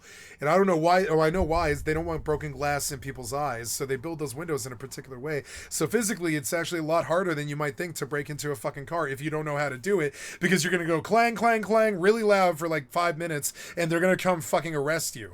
So, but this little window in, like, I'll have to pull how a Saturn looks, right? Like Saturn windows, right? Saturn car windows, they look like this, right? So what do? Do you bang in the center of the front window? No. Do you bang that window? No, we're gonna pull the, and I don't care if they don't like the message and stuff. I'm not trying to teach people how to break into cars. I'm saying you might need this if Trump throws you out on the motherfucking streets. You might need that car to escape the goddamn zombie apocalypse, right? So no, this is a better example, right? Always go for the piece of crap four-door sedan. Don't ever jack expensive cars. And I'm not a car thief. I've really not ever sold a car or anything like that. Never stole or sold. I've stole a car with people, but I've never stolen a car to sell or use, right? So, but I've stolen cars with people and sold them to chop shops and stuff. So like, so this open this image and we make it bigger, right? So if you look at the Saturn window, logically, do you hit the center of this window where the arrow's pointing, or the center of this window where the arrow would be pointing if it was there? No, you gently tap on the corner of this back window, and not only are you going to save the owner like $500 to $1,000 worth of a fucking like a visit to the Massa Auto Glass or whatever, right? But you also are they're going to be a lot happier if you break this window, because this window is like $100 to replace. This one's like $500 to $1,000, right? I mean, in the current meta, it's like $500 to $1,000. If you can find a cheap glass repair person, it might be a little cheaper, like $350 or $400 if you have hookups or something, or guys. But I mean, most people, when they get their front window like broken so they can steal a stereo or something like that, because it's a scrub who doesn't know how to break into cars. But yeah, if you know how to break into cars, you always go to the smaller window, first of all, because it breaks a lot easier. It's not designed. By the way, don't ever keep your baby by this back small window, right? This back small window is not really designed to take a blow. These are. This one isn't. So if you really want to get in a car, you come to this little crappy little back triangle thing that couldn't possibly take a blow from a hammer at all, and you're not going to clang on this thing at all. So and top of it, this is a lot smarter. Where this like hit the if you're going to hit this window so you can get to the front console really quickly, you go to the side view mirror and you tap right down here by the side view mirror, and it's going to crack the glass and break it. And you can do the same. You can't do that on this window. You wouldn't ever hit this window, because if you do try to break this window with a hammer, you got to do it in the corners. And in the corners you can do it, but you're still gonna probably clang 2 or 3 times, and you're gonna alert somebody, right? You don't want to hit this window at all. This window is a no-no. This window you cannot break. It, like, literally you can, but it's gonna be so loud that you might as well better be out like, a mile and a half from anybody else, kind of thing, which is fairly easy to do, frankly.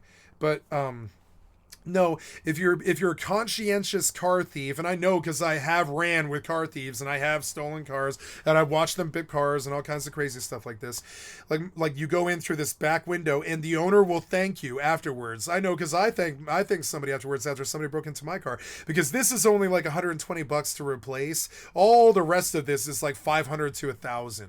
So if you're a conscientious carjacker or whatever you want to call it, or whatever, like a car bipper, you hit the back window too, because it's a lot less glass, a lot less work, a lot less painful for the owner, because they can just tape it up with a fucking and I mean this matters. If the owner hates you, right? If the owner really hates you because you've constrained them and their daughter or something like this to drive home with an open hole in their fucking car in a rainstorm or something like that, they might be a lot more inclined to report you or chase you or figure out who you are or whatever, right? If you make it, you already fucked them by stealing their stereo or whatever, right?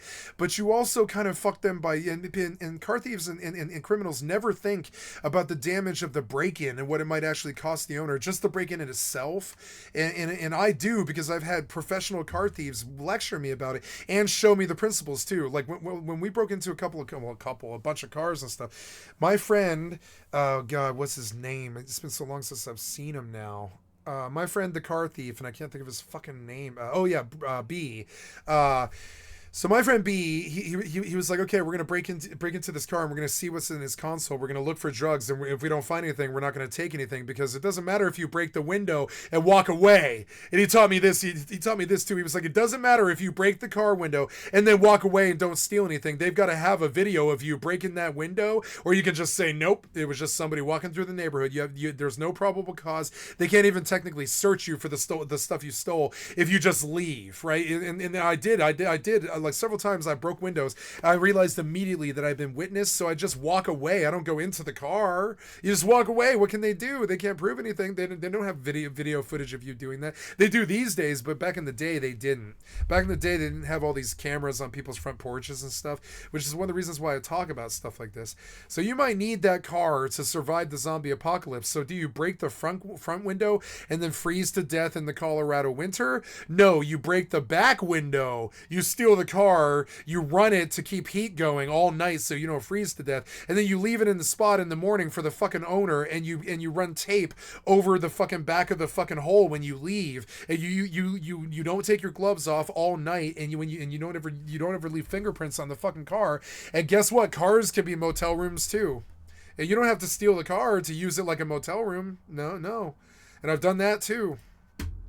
I used to walk down streets and if you've never been poor and in the lower class and actually had to hustle and not been fucked by the pigs for drugs and stuff like this, you wouldn't understand. But I mean, like, I used to walk down the street and fucking try every single car door that I would, like, at 4 a.m. I would just walk down fucking 15th and Steel or some shit in Denver, and I was just like, in our neighborhood, like where we used to live by Mariposa and stuff, where the band used to live, and I would just walk down as a punker. I would just walk down the fucking street trying every single fucking car handle.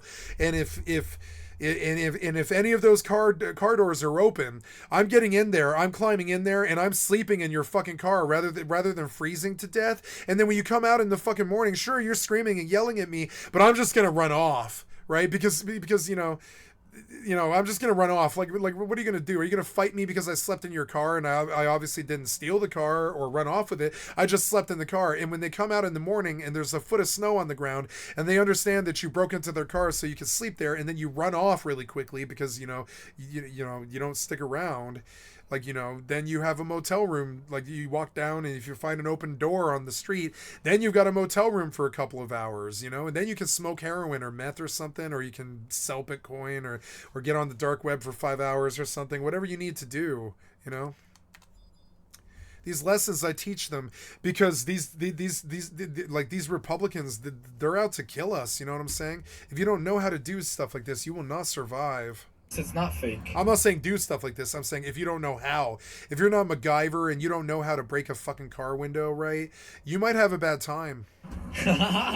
This guy didn't believe it. And so then he might sit there and laugh at the person while they chuck a spark plug at the window and prepare to shoot him in the face with a 9mm or something, right? And so he might laugh at them thinking, what is he going to do? But I mean, now he knows that anybody can chuck a little pebble at your fucking car window and shatter it immediately. People were telling me the other day that if you throw pieces off a spark plug at a car window, that it'll shatter. So yeah, it's true. Why do you think they're telling you that? You think they just make up lies about spark plugs for some reason? Nothing at all. This is another problem with this whole thing. If you're back here, he can, and he mentioned it too, which I like, but it's good that he's thinking about it, but I wouldn't actually subject myself to this because so if it's actually enterprising criminal, who, if you're a streamer, you might have some enemies, right? People that stalk you and stuff like that, like the people who swatted me, right? You might have some people that might really hate you for your success or whatever, right? So they figure out that you're doing stuff like this and they might come for you, right? And what do? They come when you're sleeping there at 4:30 in the morning. They lock you into this fucking thing before you can do anything, and you're not watching that video at 4:30 in the morning. You're trying to sleep so you can move on with your day the next day. So at 4:30 in the morning, they show up and they lock you into this thing. They laugh at you through the fucking holes as they walk to the front. They bip your fucking window with a spark plug. They hotwire your fucking car. They drive you on, and I'm a criminal. I've been a criminal, so I think about things like this. This guy's an idiot. He's leaving himself open to something really crazy. You drive him off in that box. It's like you self-imposed yourself in a prison so that he could abduct you, like, effort free with nothing but a spark plug essentially in his hand, and then drive you off and then sell you to your agent for $1 million, right? And then sell you, and then kidnap you and sell you to your fucking agent. And trust me, the more that the Republicans defund and fuck up our government, right, the less likely it is for cops to care about stuff like this. And so then maybe nobody comes to help you. So then suddenly, he's like kidnapped you for $1 million, but the pigs don't have any money to pay that, and nobody cares about you, even though you're a streamer with, 1.8 million subs or something, right? So then, he just kills you because nobody pays your ransom or something like that. And that's like literally where my mind runs with how dark the situation could be if somebody got to that crazy crappy lash that you've got in the back of this thing and locked you in there and then abducted you by driving the car off. And then at that point, not only did they steal your entire house and probably all of your possessions, but they also own you, and you have willingly locked yourself up in a box, which is why I would never do something like this. If it can happen, if it's bad and it can happen, it's bad and it will happen to Skycatlive way the fuck earlier than everybody else for no reason immediately the second that I open the door. Right? If it's bad, I will get abducted in it for some reason. We don't know why. It's just a fact of life. My mother knows. She's seen it for 70 years or something. If something bad can happen, all my friends know it happens to me, and for no reason, and a lot worse than everybody else got for some reason. So I just would not subject myself to possibly locking myself up in my own house so somebody could drive me off and use me as some kind of chattel. I mean, I'm sorry, but I've played enough Rust to know what will happen if you leave yourself open to stuff like this. These bright lights are fucking terrifying to me, because what if somebody figures out that you're in there and then just shoves a pistol in your fucking face, says, "Give me the keys." And you're like, oh my God, this guy's on crack, and I'm in lower ghettos of Texas somewhere, and I'm in a Walmart parking lot, and there's nobody here because I didn't want looky-loos, right? And you're like, oh my God, this guy's robbing me, and he sticks a pistol in your fucking face like the guy who stuck a knife in my face when I was trying to give somebody a ride. And you're like, oh shit, okay, well, I'm not gonna get shot for a fucking truck or whatever, fine, take it, right? But the problem is, that guy's got a witness to Grand Theft Auto. Does he kill you? Does he abduct you? Does he let you tell the story to the pigs? I mean, there's a lot of problems with this. I would not recommend this. And one of the reasons he gets 6 million views is because the people who are watching it are fucking stupid. Like fucking stupid. No smart person would ever leave themselves open to being abducted in their own truck, you know? It just would, like, a smart person wouldn't do it. He mentioned it because he's scared of it. He's like, somebody could really fuck me here. They could just come up, lock the latch, and then what can I do? I've got to kick the door open while they break into my car, like, or they're like, all right, then they stick us, like, they tell you that, like, you don't know because you're locked in there, right? You probably do because you have cameras, right? But I mean, maybe you don't. Maybe he walks around, he figures out where the cameras are, and he smashes them and stuff, and then he tells you, I've got a fucking pistol, and it's aimed right directly into this box, and I will fucking kill you, mister, if you don't fucking give me your keys. And so then you're forced to give them your keys. At that point, he's committed 5 felonies because he's, like, you know, armed robs somebody. He's committing Grand Theft Auto. He's breaking into a domicile because you live there, probably, right? That's burglary. Even if it is a car, it's like burglary. The criminal isn't thinking about that probably, but they need to. They probably need to think that the criminal thinks that all I did was latch a door, and that's what the judge is going to say. That's what the judge will do. The judge will be like, well, all he really did in the end was latch a door, right? And this is how criminals think. They think the judge is just gonna go easy because it wasn't that big of a thing that you did. But no, it is. It's like, it's just by latching the door, you commit like 5 fucking felonies, and you abduct that person. It's like kidnapping and all this, right?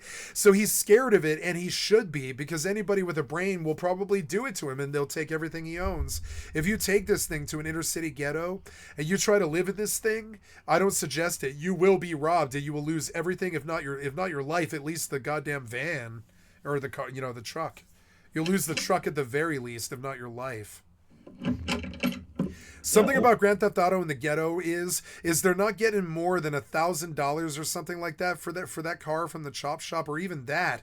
They might just be joyriding it for like 9 hours before they leave it in some ditch somewhere, right? So there's not a lot of incentive there for them, money-wise, to jack that car, right? We think that there is for some reason in this country, but no, they don't make a lot of money selling those cars. I think the most that they get is like a Gone in 60 seconds situation where they're like exporting fucking stolen like cars with, like, you know, VIN numbers like removed and stuff like that to crazy Italian buyers for the jet set scene and stuff like that. That probably happens, but no, most car thieves don't make any money at all. They basically just pay legal bills, you know? They don't actually really make any money doing it. No chop shop pays money more than $300 for a hot car, and they're gonna make you really prove that they can get away with scratching the VIN too. So like if you just pulled that hot off of the road, they're not gonna take it from you. A chop shop will not take that car from you. They're gonna want a story and how you got it, and they're gonna be like, whose car is it, who's the owner, and all this other crazy shit, because they know if anybody comes looking for the car, they lose their business. Overall, I have to admit, this rig is pretty sweet. It's really sweet, but it's this weird mental masturbatory fucking fantasy, because if you actually take this to some place like a Walmart parking lot, you will get robbed. Just an unconventional design. If they ever figure out what you're doing, you will either get rolled, what did they call that? Busted or robbed. You're going to get rolled, busted, or robbed. And by rolled, I mean they're going to drive you off in your own truck. Pallets. Really draws attention away from the fact that anybody would be possibly camping in it. Had a great meal. The meal was palatable. And I'm going to hunker down because got to get up and start my journeys coming up soon here. Got to get packed up and ready to go because I'm hitting the road again. And there's adventures. Adventures coming. In places for where sure. you've never been. Yeah, very quiet out there. You kind of see. That's actually this road here. This part goes up to here and to there, and that's just that side right there. Gotta keep my keys handy because being in the trailer, if somebody did steal the car, I would not be happy. And if they try to steal my pallets, likewise. So I have a button that I can push. Somebody is killing and then elementals. try to run out the back door before Maybe it's it just takes me. off if somebody's stealing. Oh no, the there car. it was me. But I don't anticipate that to be a problem in this wonderful little neighborhood here. So Yep. Pull your 6 million views. More power to him. You know, it's only idiots watching it, really. But I mean, pull your 6 million views. I'm not a hater.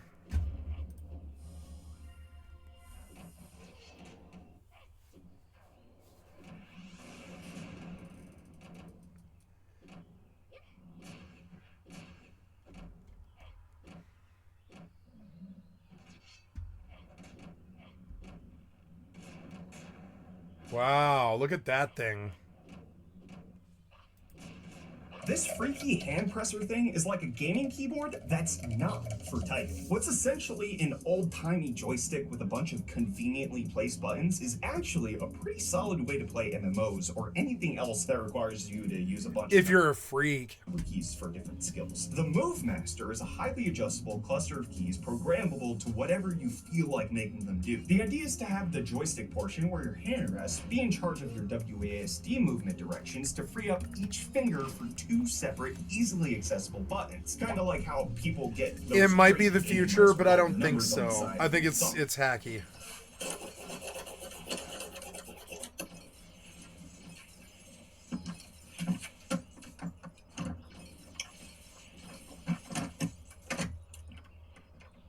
Why would you do this much work? It's for some kind of setup for like a show. I'm sorry, I don't want to watch shorts. I don't like shorts. I do, but only when I'm walking. You can use fresh or used grounds as long as you dry them out first. I like to surround my campsite with little piles of them on top of rocks. Now all you have to do is light the top of the piles until the coffee grounds start to burn. The flame will go out and then it'll start to smolder. It'll put off a lot of coffee-scented smoke, which is great for keeping the mosquitoes away. They don't like the smell of coffee and they really don't like smoke. These will smolder for a long time. I'm bug-free. You can use fresh Those will or smolder for a long time. I didn't know that. grounds as long as you dry Jesus. them out first. I like to surround my farted. campsite with little I'm going to show you a little tarp folding trick. Grab the middle grommet on one side and the middle on the other. Bring them together. Then reach down, grab the center of the tarp, and pull back. Now your tarp is folded in half twice, perfectly. Then it's quick and easy folding from there. I used to know how to do this, but I forgot. I'm going to show you a little tarp folding trick. Grab the middle grommet on one side, then the middle on the other. Bring them together, then reach down, grab the center of the tarp, and pull back. Now your tarp is folded in half twice, perfectly. Then it's quick and easy folding from there. I'm going to show you a little tarp folding trick.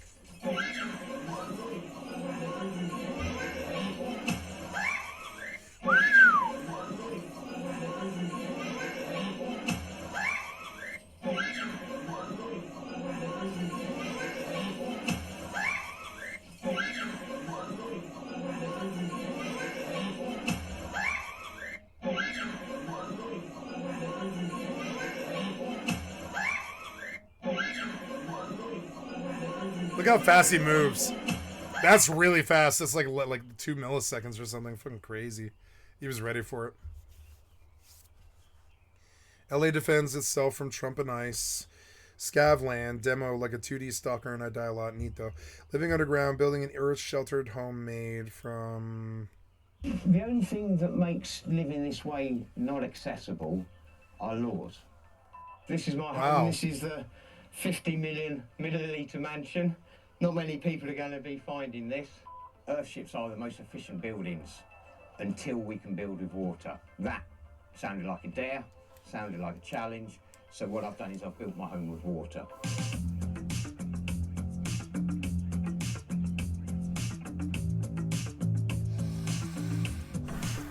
Thank you, Liberation. I'd like to sub to your channel.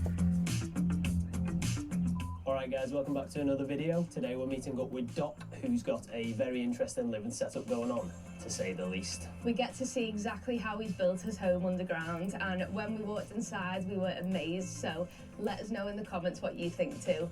And if you like the video, give it a thumbs up, and if you do want to see more videos like this, make sure you're subscribed. Back to it. I don't know if I can sleep. Maybe. Right, well, I'm Doc and I live as underground as I can do. In every sense, I'm on a piece of land that I'm utilising for growing animals, growing trees, and part of that I also make products, and my reason for living where I'm living and for building what I've built is because I wanted to be able to close the loop on the waste in my business. So building a factory from the waste from my factory was the objective. That turned into a home rather than a factory, but the principle stays the same. What I mean by living underground is I literally live underground. The home that I've built is the 50 million milliliter mansion. It's basically 50,000 litres of water surrounded by earth with a kitchen in a bedroom. The idea behind the actual living underground is inspired by earthships. So the idea of an earthship is to be able to be earth sheltered dwelling, something that will heat and cool itself and cost nothing to run. So what I've done is I've built a earthship inspired home. The initial inspiration was from seeing the builds in the United States, but I also saw a documentary which said earthships are the most efficient buildings until we can build with water.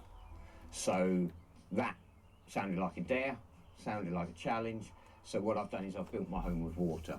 But that water is simply contained within the containers that I use for my business. So the house is underground but also underwater, or surrounded by water. Once I understood the thermal properties of water, I couldn't ignore that. It's experimental, nothing's been designed, nothing's on paper. He's a very smart man. The building process was pretty much done in a day. As I gathered those containers, I stacked them up. As I stacked them up, I put them in rows. As soon as I had those rows, which took a couple of days, I simply put a roof on it. As soon as I put a roof on it, it rained. That was my building done. So I didn't have to lift earth because it came from the sky. Wow. So as long as I was able to capture and store that water, then I was building the building at the same time. And then all I did was just buried it. And that was the build process. I would need to see it to understand. So this is the land. I've got a total of 12 acres. We're on top of a hill, so we're lucky that we're able to get the wind, which is handy for the wind turbine. But the land essentially is all on the south side, so we're getting sun for most of the day. So that, again, is a big reason why the home design is such. It's because we want to capture the most of that thermal efficiency, because we've got the best access to the sun. So there's unrestricted access to the sun. So we'll try and recover that energy as best we can. And like any building that's efficient, you want to be able to store that energy and keep that energy in the form of warmth for as long as you can. So as we walk through, we're lucky we've got a borehole. The borehole does operate from electricity, minimal amount, but we're able to use the borehole for drinking water, to just send it through a series of filters. The borehole supplies the whole property, but at the same time, being the country that we are, I try and use rainwater. Rainwater is a better water. Try not to pump from the borehole. In fact, I don't think we've pumped in the last 3 years from the borehole. Alright guys, this channel wouldn't be possible to continue without the support of our sponsors. And today, that's Waterdrop. And this is the Waterdrop Core RO countertop reverse osmosis system. So the importance of water safety cannot be understated, given the way tap water is these days, especially if you're on the move in your van using multiple water sources and you don't always know where that water's coming from. And with the holiday season being here, the best gift you can give this year is this compact, installation-free water filtration system. It fits perfectly in any home, office or van. It's beautiful. So I stopped drinking straight tap water a long time ago, because let's be honest, who knows what's in there these days. And what makes this Waterdrop filtration system so special is that it filters out 99% of impurities like lead, arsenic and other nasties thanks to its 5-stage reverse osmosis filtration system. It's also incredibly efficient, producing 3 cups of pure water for every 1 cup of waste, saving you water and money. And best of all, it's compact, stylish and completely installation free, which is my favourite thing. Just plug it in and enjoy clean water right away.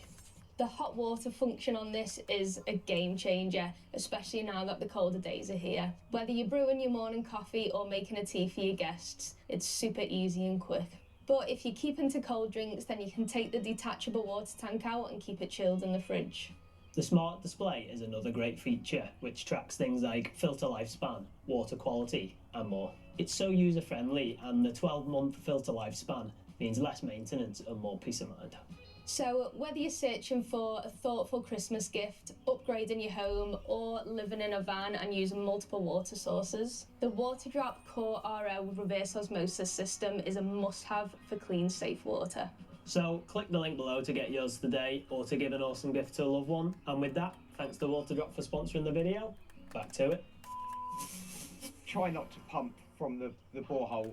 In fact, I don't think we've pumped in the last 3 years from the borehole, because there's no real point. But we've got it, same as the wind turbine. It was actually here when we got here, so we're quite lucky. We've got a little outdoor shower, which is indoors, but outdoors in some respects. It's so cold. During the summer months, this is where I do my teaching. I teach a farming system. From that farming system, I also produce products. We utilise the polytunnel weather when we can, when the weather's good or when the weather's bad. And just a social space outside whenever we can get barbecue going, really. So this is my home. This is the 50 million milliliter mansion. It's a earth sheltered 1-bedroom, 2-roomed nest that is a pile of grass from any distance further than 20 feet away. Not many people are going to be finding this. The reason why it blends in is we've simply taken the earth that surround it and put it up against the walls. The total cost is about £2,500. That said, I was lucky. I had the waste from my business. This is how you take, like, yeah, like, this is how you take, like, buckets and turn them into a house with rain. As a resource, which is what the main 99% of the structure is made from. Yeah, rain. So this is the naked building, if you like. So it's constructed from IBCs. They're designed to hold 1,000 litres of water. We're going to be burying them and waterproofing them, so they won't be exposed to air or water, so these will last hopefully a long time. The internal walls are 1.2 metres thick, and then the earth is constructed, or the earth bags, so they're called, is hyper-adobe, which is simply placing the earth into the bags, and then over time it grows out and disappears. So that's the wall after a few months. Wow, and it just grows out. In with nature, be as stealth as possible, Yep. and if it looks like the rest of the field that it's sitting in, then, you know, hopefully that's enough. This guy's really afraid of the government killing him, and I mean, like, I'm kind of the same. We're stood now on the roof. Not the government, the Republicans. And I know it sounds like I'm trying to play some tribalist war and just talk shit about them or something like that, but no, I'm being very honest about my feelings. I believe the Republicans will drive us into the ground like hobbits. It's insane. It's like Sauron. The roof is a green roof mostly, but this maintains itself. It adds a bit of thermal efficiency because of the position of the lights now, or of the windows now. This means that during the summer we don't have the full force of the sun, but during the winter we have the low sun coming in. So during the summer it's nice and cool. When it's hot outside, it's cool inside, and during the winter when it's cold outside, it's warm inside. So these windows, it's enough to let the light in, it's enough to be able to charge the building. Structure actually charges it. It's like a battery. It absorbs the energy. Yeah. Over the course of the first year, it equalizes. That means that there's a constant temperature inside in the insulated living area, and there's a constant temperature in the office area, if you like. So we've kind of got an inside, outside, underground construction going on here. Power comes from, during the winter, a wind turbine. During the summer, I couldn't believe this when I saw the other day that you can mine Bitcoin remotely. You can do Compass Mining. It's a platform for individuals and businesses to purchase Bitcoin mining hardware, host machines, and access a range of ancillary services. One-click crypto mining solution. More earn Bitcoin mine with us. Connect your miners to the NiceHash marketplace and earn BTC for every share.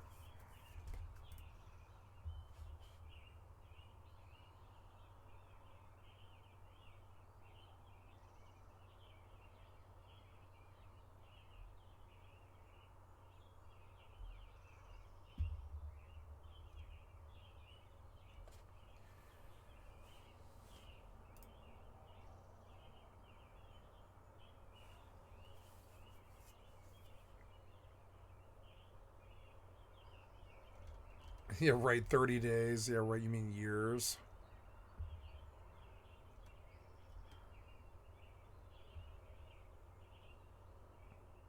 They run the hardware on your behalf. You don't have to manage equipment. You just have to give them a cut, right?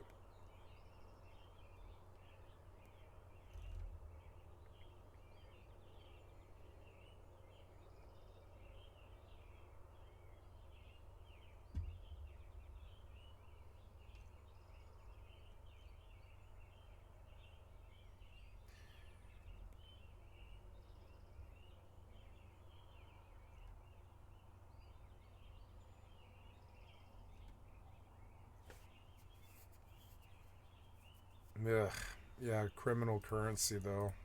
Have panels atop the roof. Those panels will charge a power bank. So during the summer, I don't like to pay for electricity because there's no need to. And then during the winter, I'm lucky enough that I'm able to connect to the grid if there's not enough power from the wind.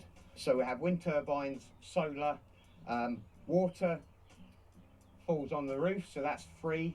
At the moment, I'm now redirecting that water from this top roof into... He's so much like my friend Jed, it's scary. A soon-to-be reservoir, but this is how I built the structure, was by having a roof, collecting the water, and that was the cement, if you like, for the building blocks. Right, what you're seeing here is just a very simple decking, and then the chimney. This is the exit for the wood burner, which is in the home below. This is just an old helium balloon canister that protects it from the wind, but it allows the smoke to be able to escape. The roof is all insulated, and again, that insulation is recovered or recycled. This has 6 inches of insulation on the roof, but none of which I paid a single penny for, so it's all recovered insulation.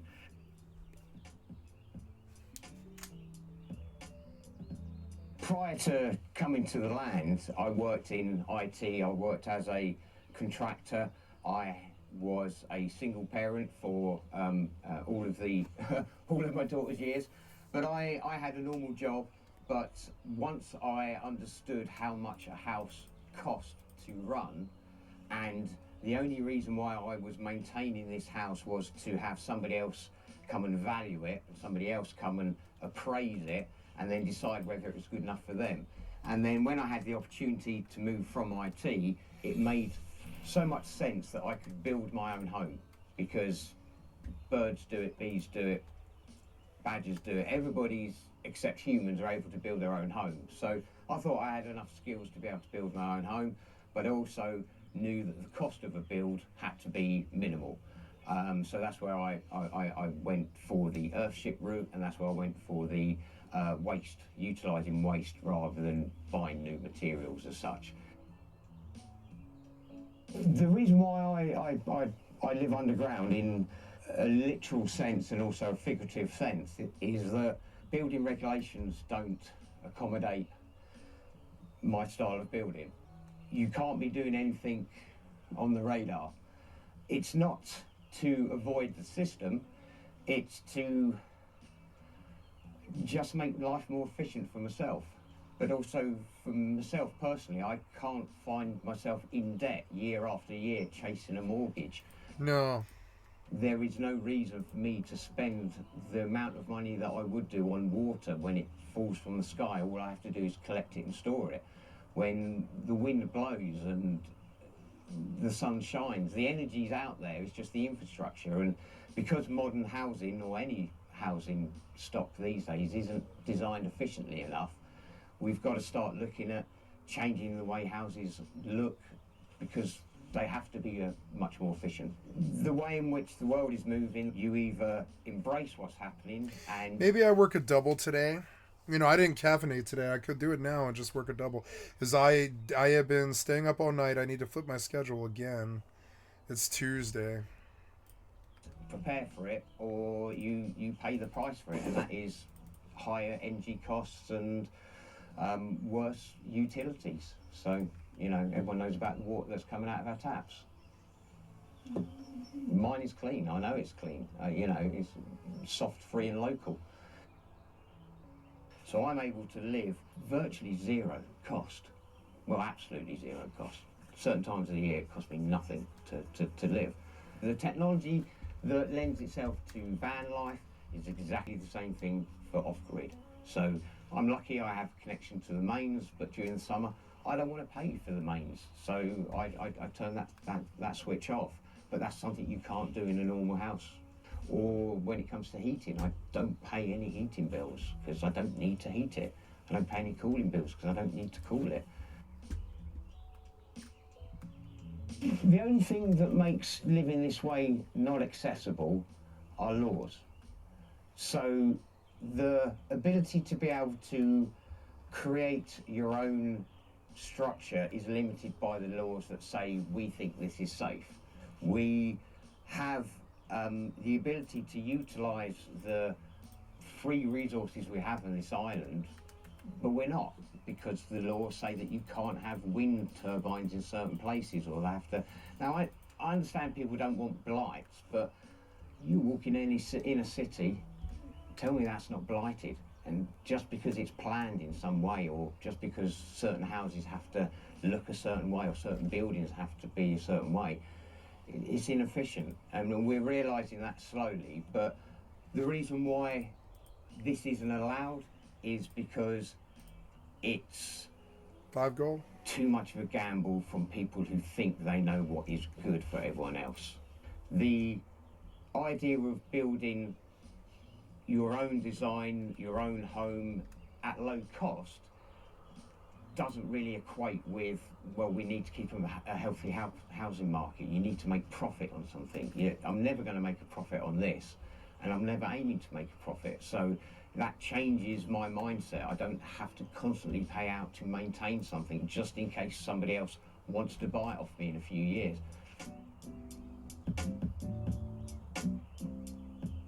The entrance is, again, trying to be as discreet as possible. but also as efficient as possible. So we've just got a very low wall here that just stops the wind throwing itself into the doorway. But this is basically the entranceway, solar panel, which is for the lighting, so all the lighting's solar. So we have a wardrobe that you have to go through in order to go into the home. Wardrobe, huh? Wardrobe instead of a door, it's genius. The entranceway is designed so that if I do come in with wet or dirty clothes, I'm able to derobe and hang stuff up. And then this area really is the indoor part. This is where I have a bit of an office space, I have storage, I have an indoor compost loo, and then the actual living quarters, which is where I spend every night. So how did I decorate? Why did I decorate in such a way? It was again to hide how crap the wood was. So this really is just to hide the fact that it's OSB and OSB looks ugly. Yeah, that was the design inspiration. Everything is recycled, so it's just a matter of trying to make it look as not like crap or rubbish, really.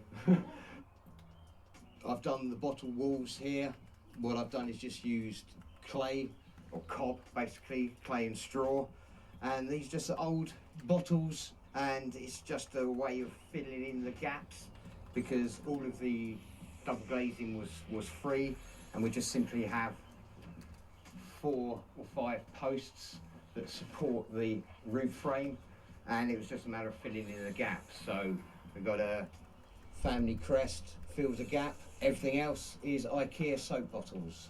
And the only concrete that we've everything in the gap, so we've got to have 4, and it's just a way of filling in the gaps because all of the double glazing was free, and we just simply have 4 or 5 posts that support the roof frame, and it was just a matter of filling in the gaps. So we've got a family crest, fills a gap. Everything else is IKEA soap bottles. And the only concrete that we've got is these blocks, simply because I couldn't measure the height of wood properly. They'll shut him down. They'll come and find him. He shouldn't have done this video. They'll come find him. They don't like this. They really don't like it when you're not a matrix in their fucking battery. The idea is that I wanted to get as much when you're not a battery in their matrix, excuse me. Blah. To the back of the building, but at the same time making sure that the light comes in is not too hot.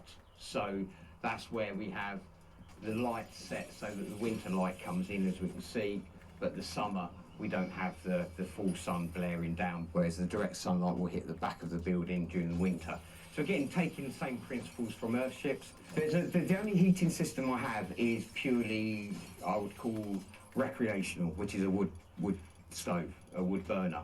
But again, I don't use that because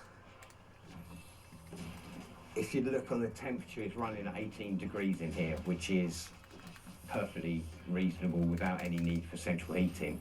Again, the thermal efficiency of this means that I don't have to heat it. There is no need to heat it. If I choose to heat it, it's purely just so I can see fire, but I don't actually need to heat it at all. And so zero cost on that. This is a much more functional space. So this is storage and brewing. It's nice and dark, nice and warm, perfect for brewing. This is basically a very simple compost loo, and again, more storage. But this is just an area that I can use as an indoor compost loo if I don't want to go outside during the winter. Compost loo means bucket and straw. Oh, sorry, wood chip. Showers always outside. That's the wall. That's the IBCs there, the other side, and then the other side of that is the earth. You can't really tell that from under here. This is really just a raised area so that I get a view. The idea behind this is just I needed a separate workspace. Other than that, it's just purely just for viewing. And the eye line means that you're you're looking like you're in the ground looking out. The view is across to all my neighbours. We've got a fairly south-southwesterly view, so most of the sun will sit during the day on these two windows. Try and keep this area, which is the living space, try and keep this as clean as possible. That's a lie. But as you come through, it's basically set out as any camper van might be. You've got a kitchen area, got a living room area, and then a bedroom area. Minimal amount of furniture, really. So it's not a huge amount of space, but I don't spend an awful lot of time in here, except for sleeping and eating, really. Trying to utilise parts of the IBCs, so these, the sheets are from the IBCs. I've got a simple wood stove, which is for heating. Rainwater and river water is filtered, so I've just got a simple filtering system. The sink is simply a funnel into a container. Everything runs on electric, so I've got a microwave, fridge freezer, kettle, hot plate, induction plate. We've got the air fryer. So everything I need to cook, it runs off of electric. And basically this is it. This is my home. I try to live as simple as possible, and this enables me to do it for free. Basically, I don't have to heat or cool this, and like I say, the cost of this was minimal. It was simply a bit of hard work and some crazy ideas. But I don't see this as living in a hole. I see this as being one step up from a camper van. It doesn't move, but it's a lot warmer. Yep. And it gives me everything that I need. If I want anything else, then I step outside. But this is really shelter, and just nicer shelter than a tent, really. It's more than adequate, more than enough space. It's really just tried to be as functional as possible at the lowest cost, and with zero running costs. I really don't want to pay for anything anymore. This isn't ever going to be sold to someone else, so I don't have to have a full range kitchen. I don't have to have an ensuite bathroom. I don't have to have anything that most people would expect. What I expect is to be comfortable, and this is comfortable. Because you were coming, I've shoved everything into a cupboard, but we'll have storage underneath. I won't lie, this is where the compost loo lives during the winter, because that's a bit of a walk, that 20 foot. So again, with a compost loo, because it's easy to manage, and there's no smell, so I'm able to have it underneath my bed. But everything is stacked away in the standard issue IKEA samlers, and if I need to get it, I just climb on the bed. I used to have a big telly there, I don't anymore because I don't bother. But I've got storage wherever I need it, more than enough storage, and I'm lucky I've got acreage, so you know, if it doesn't fit in here, it will fit under a tree somewhere. Sofa bed, not that it will ever be used that way, but again, the wood that I'm able to recycle from my building and the trees I'm able to cut down from my wood means that I don't pay for fuel. This does heat hot water a lot more efficiently when I've got it on. So that's when I do the washing up, is when I'm able to heat for free. But yeah, this is, again, this was probably, well, this was not reclaimed, but this was, again, a couple of £100. The most expensive part of this is the kitchen, which was £600. So everything else was constructed. So the bed is just constructed, shelving is just constructed. Most of this is recovered wood. All year round I have solar lighting, because I use so little lighting as such. So this unit here just holds a battery, and then I have a PIR light, and that there's enough power from this to run the lighting. The idea is to try and make use of the free resources, so the solar and the wind as often, and if not, as a backup, I'm lucky I've got mains. But would I choose to put mains in if I didn't have it? The answer is no, because you're paying without even using it. So you're paying standing order or standing charge every month just to have that line coming in. But it's super helpful if you do need to have mains power, and sometimes during the winter it's useful to have it just for a production reason. So for me personally, I'd rather go with solar and wind. Once you had it, it makes sense, so much sense. So why would you not?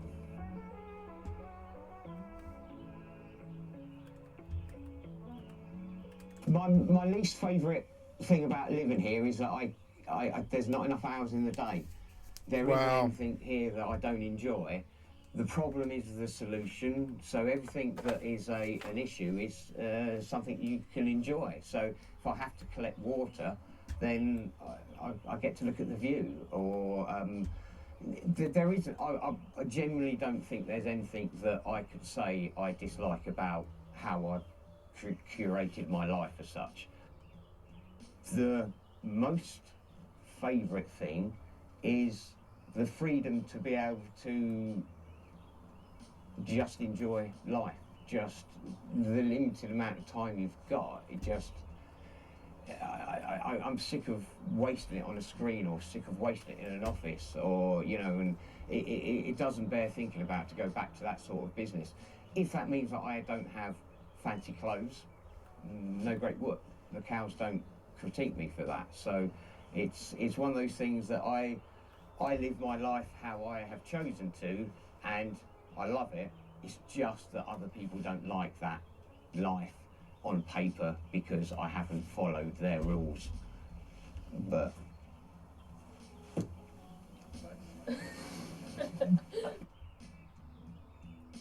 the future for me is definitely developing of this site so that my daughter has something that doesn't cost her money to run. She has somewhere that is either going to generate her an income or not cost her a fortune.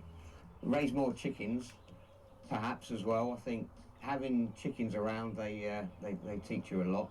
But for me, this is a long-term project. For me, I've been here coming up to 10 years now. With that, I've been able to create a few businesses that are micro businesses, but they are ethical, sustainable, and they get me out of the house.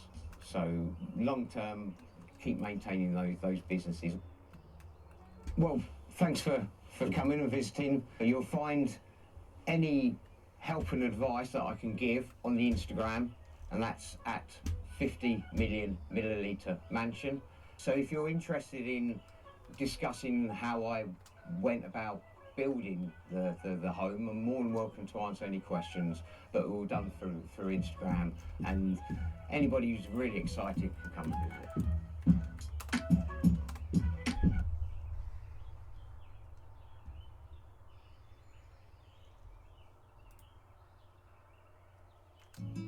Welcome to the world of Earthships, innovative, energy-efficient homes that defy traditional notions of off-grid living. As more individuals seek sustainable alternatives to conventional housing, Earthships have emerged as a beacon of eco-friendly innovation, constructed from upcycled materials and ingeniously packed with mud or nestled into the earth. These distinctive dwellings offer a harmonious blend of functionality and environmental consciousness. Join us as we venture inside these remarkable homes, each meticulously designed to thrive off the land while minimizing environmental impact.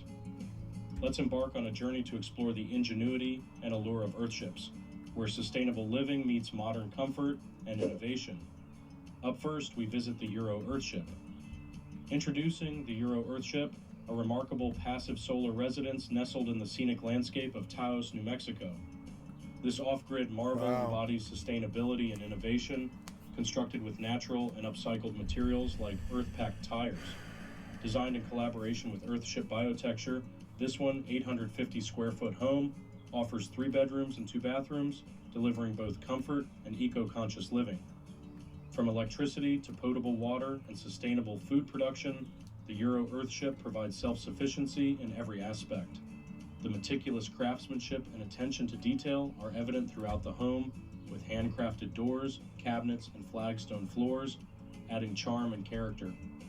The spacious interior is adorned with adobe walls and traditional vigas, creating a warm and inviting atmosphere.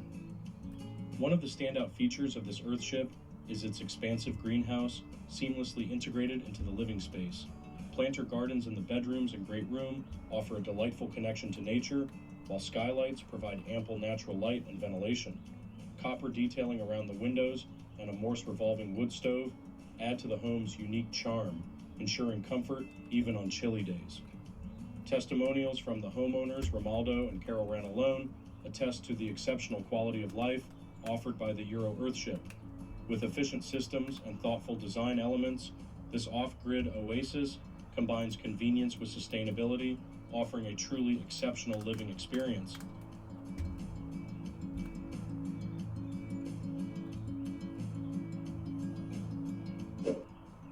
Up next, we visit Valecitos. Nestled within the breathtaking landscape of Taos, wow. Valecitos stands as a testament to 88,000. sustainable luxury living.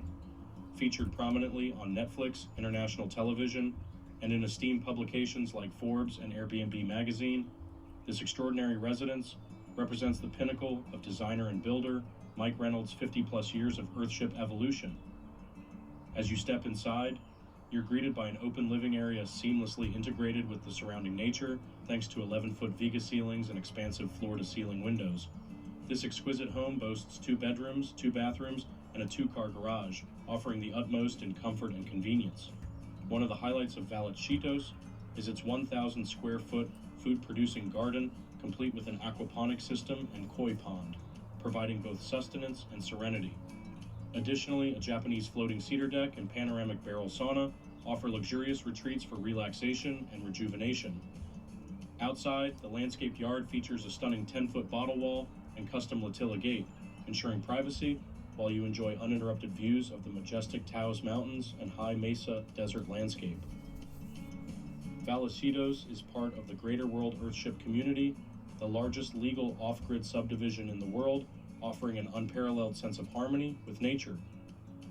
Conveniently located just a 5-minute drive from the Taos Airport and within easy reach of downtown Taos and Taos Ski Valley, Valecitos offers the perfect blend of seclusion and accessibility. Up next, we visit the Phoenix Earthship. Welcome to the Phoenix Earthship, a one-of-a-kind rental retreat that defies comparison. Nestled in the high mountain desert, this off-the-grid sanctuary boasts a lush jungle greenhouse, creating its own microclimate amidst the arid landscape. From towering banana trees to vibrant grapevines, the outer greenhouse teems with life, housing birds, turtles, and even a tranquil fish pond. Step inside to discover cozy and tranquil living spaces adorned with modern amenities. The Phoenix Earthship offers 2 bedrooms, bathrooms, a kitchen, and a common area, all meticulously detailed and outfitted for comfort. But the magic doesn't end there. Within the Phoenix complex, you'll find a host of unique features, including a thriving greenhouse bursting with life, a serene fish pond, a delightful food garden, an Earthship-inspired chicken coop and run, an outdoor fire pit surrounded by comfortable seating, and a BBQ grill and outdoor dining area. No matter the season, these features remain ever-present, offering a truly immersive experience. Warm yourself by the cozy fireplace, listen to the soothing sounds of the water fountain, and stay connected with free Wi-Fi and a TV equipped with Netflix, all powered by the sun. Free Experience Wi-Fi. Sustainable living at its What do you mean finest free and indulge Wi-Fi? in the wonder of the Phoenix Earthship. Who pays for a it? true masterpiece of eco-friendly design and innovation. This guy is kind of like a robot, and it's bothering me. Up next, we visit the Brighton ship. Introducing Earthship Brighton, a groundbreaking self-sustainable building nestled in Stammer Park, Brighton, England. Completed in 2006 and owned by the non-profit Low Carbon Trust, this unique structure embodies the principles of passive solar earth-sheltered design. Constructed using waste car tires and recycled materials like cans and bottles, Earthship Brighton showcases innovative features such as rammed earth tires, renewable power systems, and rainwater harvesting. Designed by Mike Reynolds, founder of Earthship Biotecture, Earthship Brighton is a shining example of sustainable architecture. It harnesses the planet's natural systems to provide heat, power, and water, operating as an autonomous building. As one of only 2 Earthships in the UK and the first to be built in England, it stands as a testament to eco-friendly construction. More than just a building, Earthship Brighton serves as a community and environmental education center. Offering guided tours to the public, it hosts various green building courses, including a popular 3-day course on self-building an Earthship. The project has even been documented in a book titled Earthships, building a zero-carbon future for homes, highlighting its impact on sustainable living. Experience the future of eco-friendly architecture at Earthship Brighton, an inspiring blend of innovation, sustainability, and education.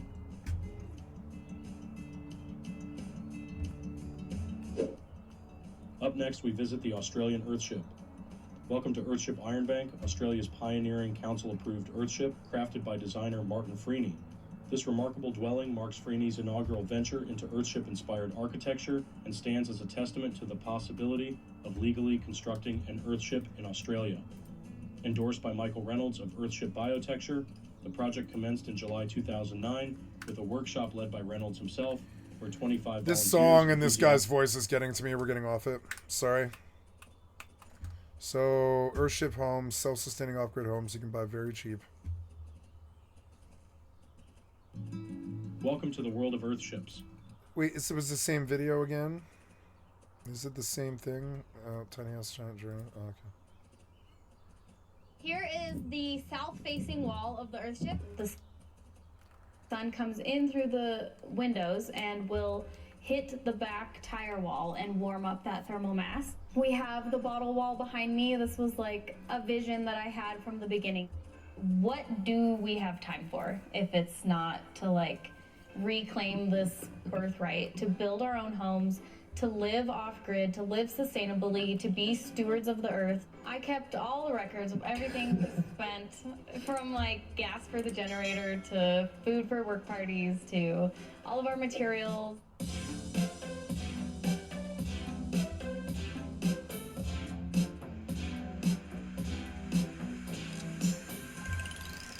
It is way faster to just go down from my house, and I learned. Hi, I'm Goldie. Hi, I'm Matt. And we're excited to show you our Earthship. Earthship. Look at the camera.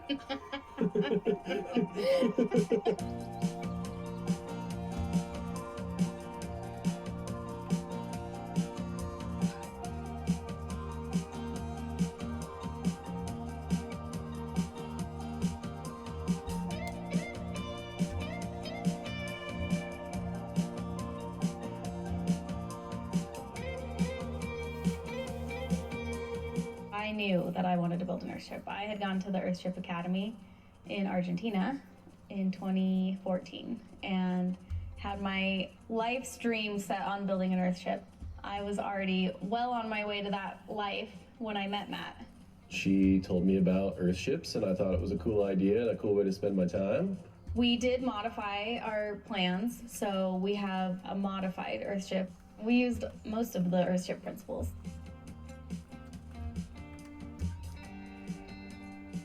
Rainwater catchment and... I'm gonna do this real quick so I can understand what's happening.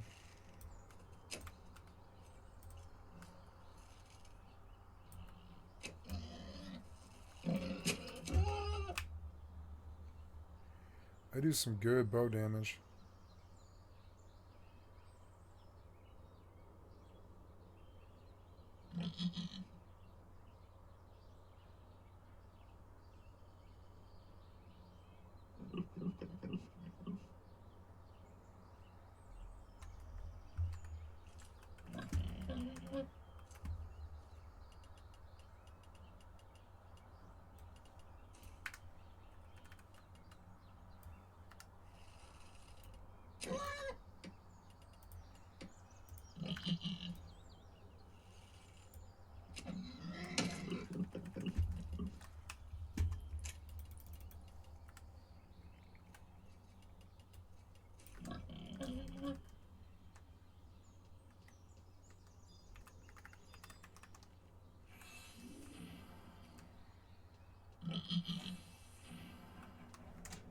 No dark elementals all night.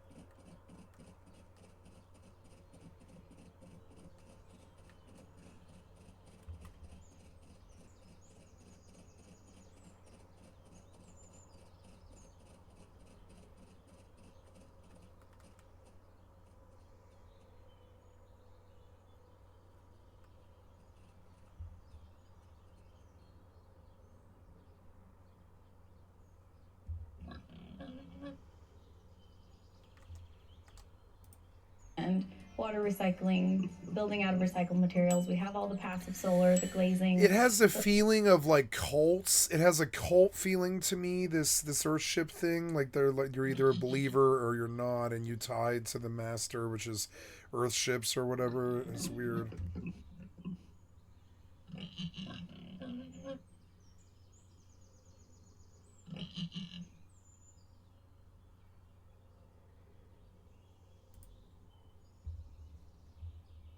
The notion that a person's ability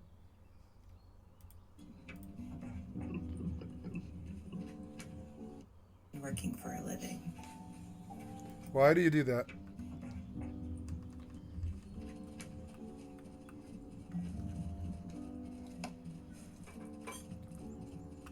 I don't believe in working for a living.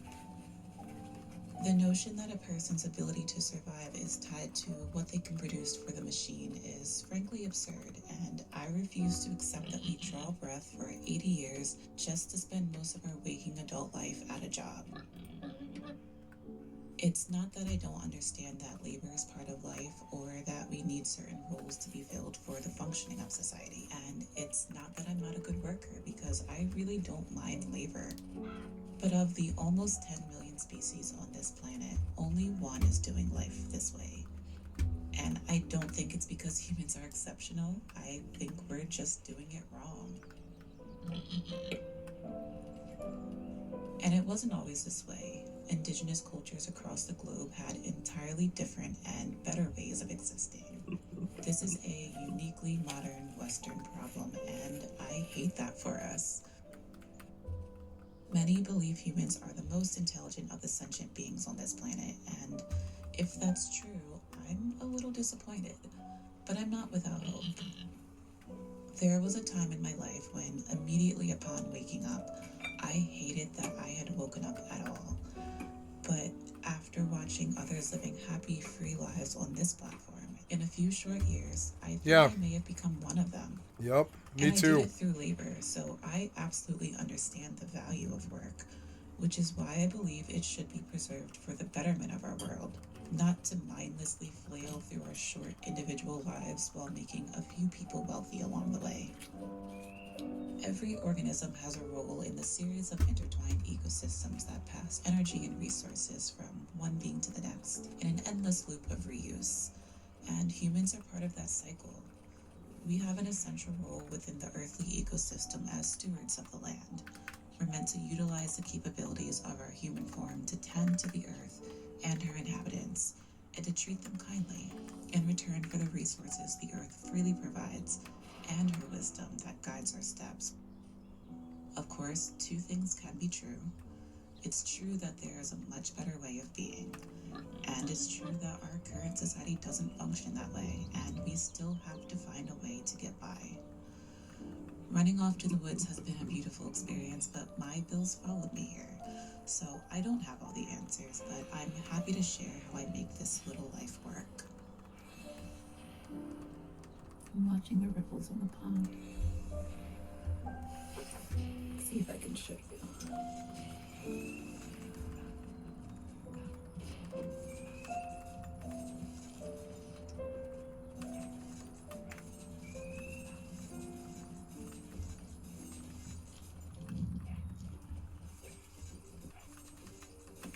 Back in Philly, I worked in nonprofit performing arts, doing marketing for an orchestra and later a university arts program. I have a degree in marketing, but coming out of school, I knew helping some companies sell products to the masses wasn't the path for me. But I had played a few instruments growing up and loved music, so working in the arts felt more fulfilling, even if it didn't pay as well as a corporate job. On the side, I managed social media for a food tour company and would also take on freelance marketing and writing gigs. So when I was planning to move to New York, I was looking for work related to land and farming, and to my surprise, I found a communications job with a nonprofit that offers resources for small farms.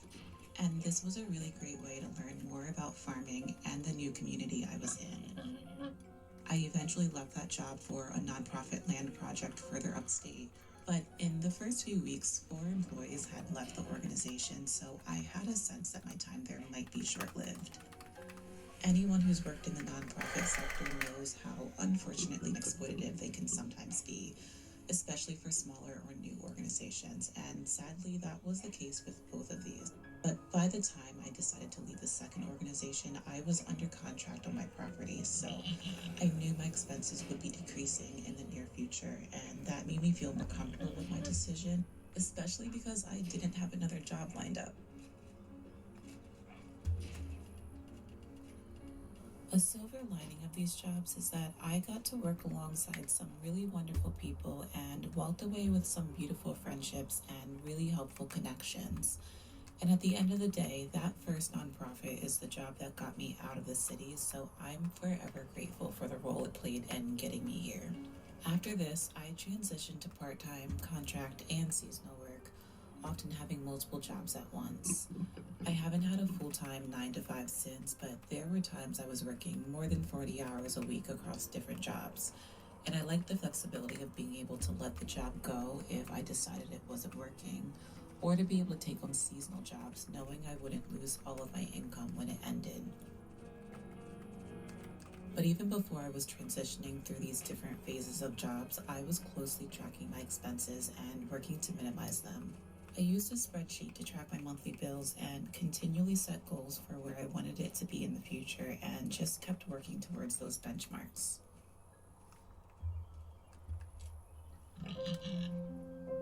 After leaving my last 9-to-5, Lowe's was my first job, and I actually worked there twice. I desperately needed a break from the responsibilities of my previous roles, and also wanted discounts on things I needed for the land, but it ended up being beneficial in other ways. I worked as a merchandiser, so unlike the red vest sales positions, I had a set schedule and weekends off, which was important to me so I could reliably plan for work on the land each week. And even though I've always been handy, I didn't have any real experience building things, so being up close with tools and materials was really useful. And if you happened to be working when items were deeply discounted, you could get first dibs. I paid $35 for a $250 grill, and the $300 sink that would be going in my kitchen had been a display and was going to be thrown out, so I got it for free, even though they weren't actually supposed to let me have it. That said, working for large corporations with billionaire CEOs that don't pay a livable wage and prefer products go to the landfill instead of giving them away directly conflicts with everything I believe. So I probably wouldn't work there again, but it served its purpose at that time in my life.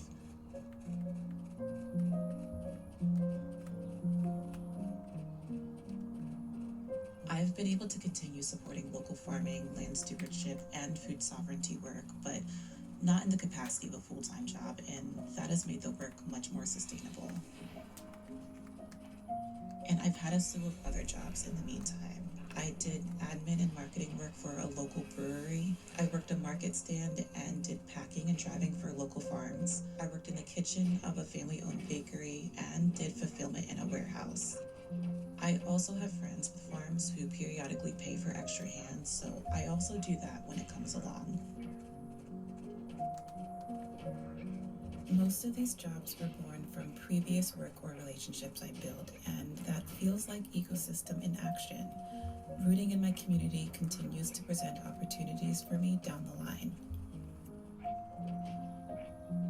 I also continued to freelance, but would only do the aspects of marketing I find enjoyable and easy, which is mainly website design nowadays.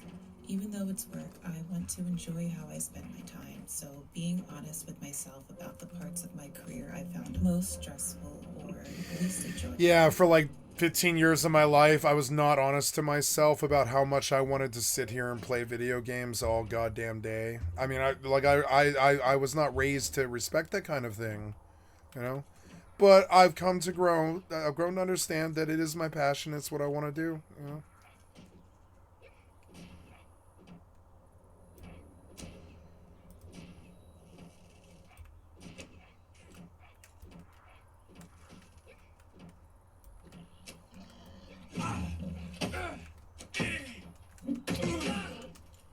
Oh no, he's hurting me really bad. Run. Just run. I didn't bring the right armor, I guess. These guys are really hurting me.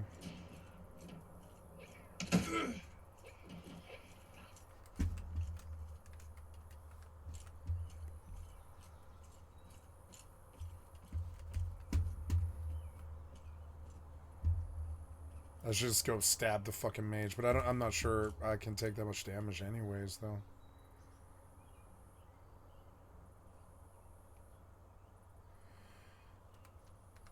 Like this set, I'm not sure it's good enough for bandits. I don't think it is. It's not enough defense.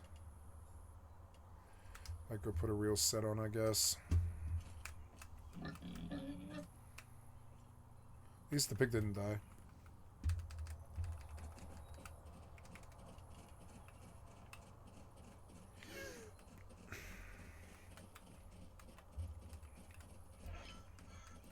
Now I can stab the deer and probably actually kill him. Let's see.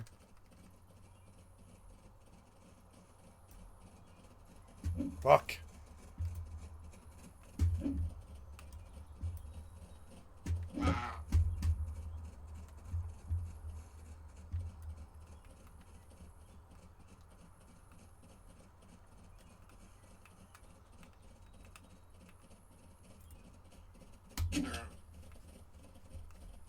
That didn't hurt him enough.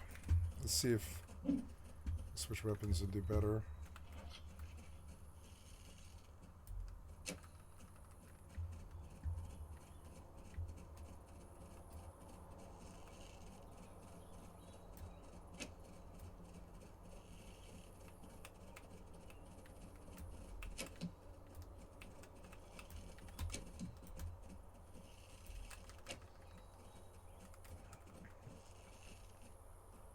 The drag on the bow wire is so terrible sometimes. Why? Like, what's the point of that?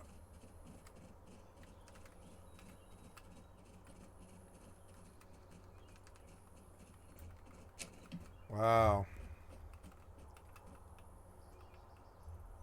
Wow.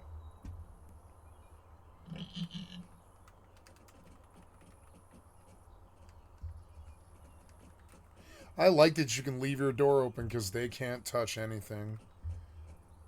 Wow. Fucking weird. But I like it. How many beds did you need?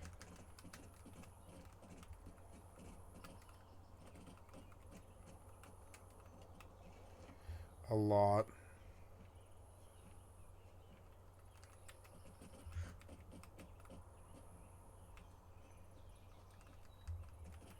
Wait, this goes higher? It goes higher. You can, like, come up here. I don't want to fall damage. I don't want to fall damage. No, no, no. God damn it, you go forward way too much.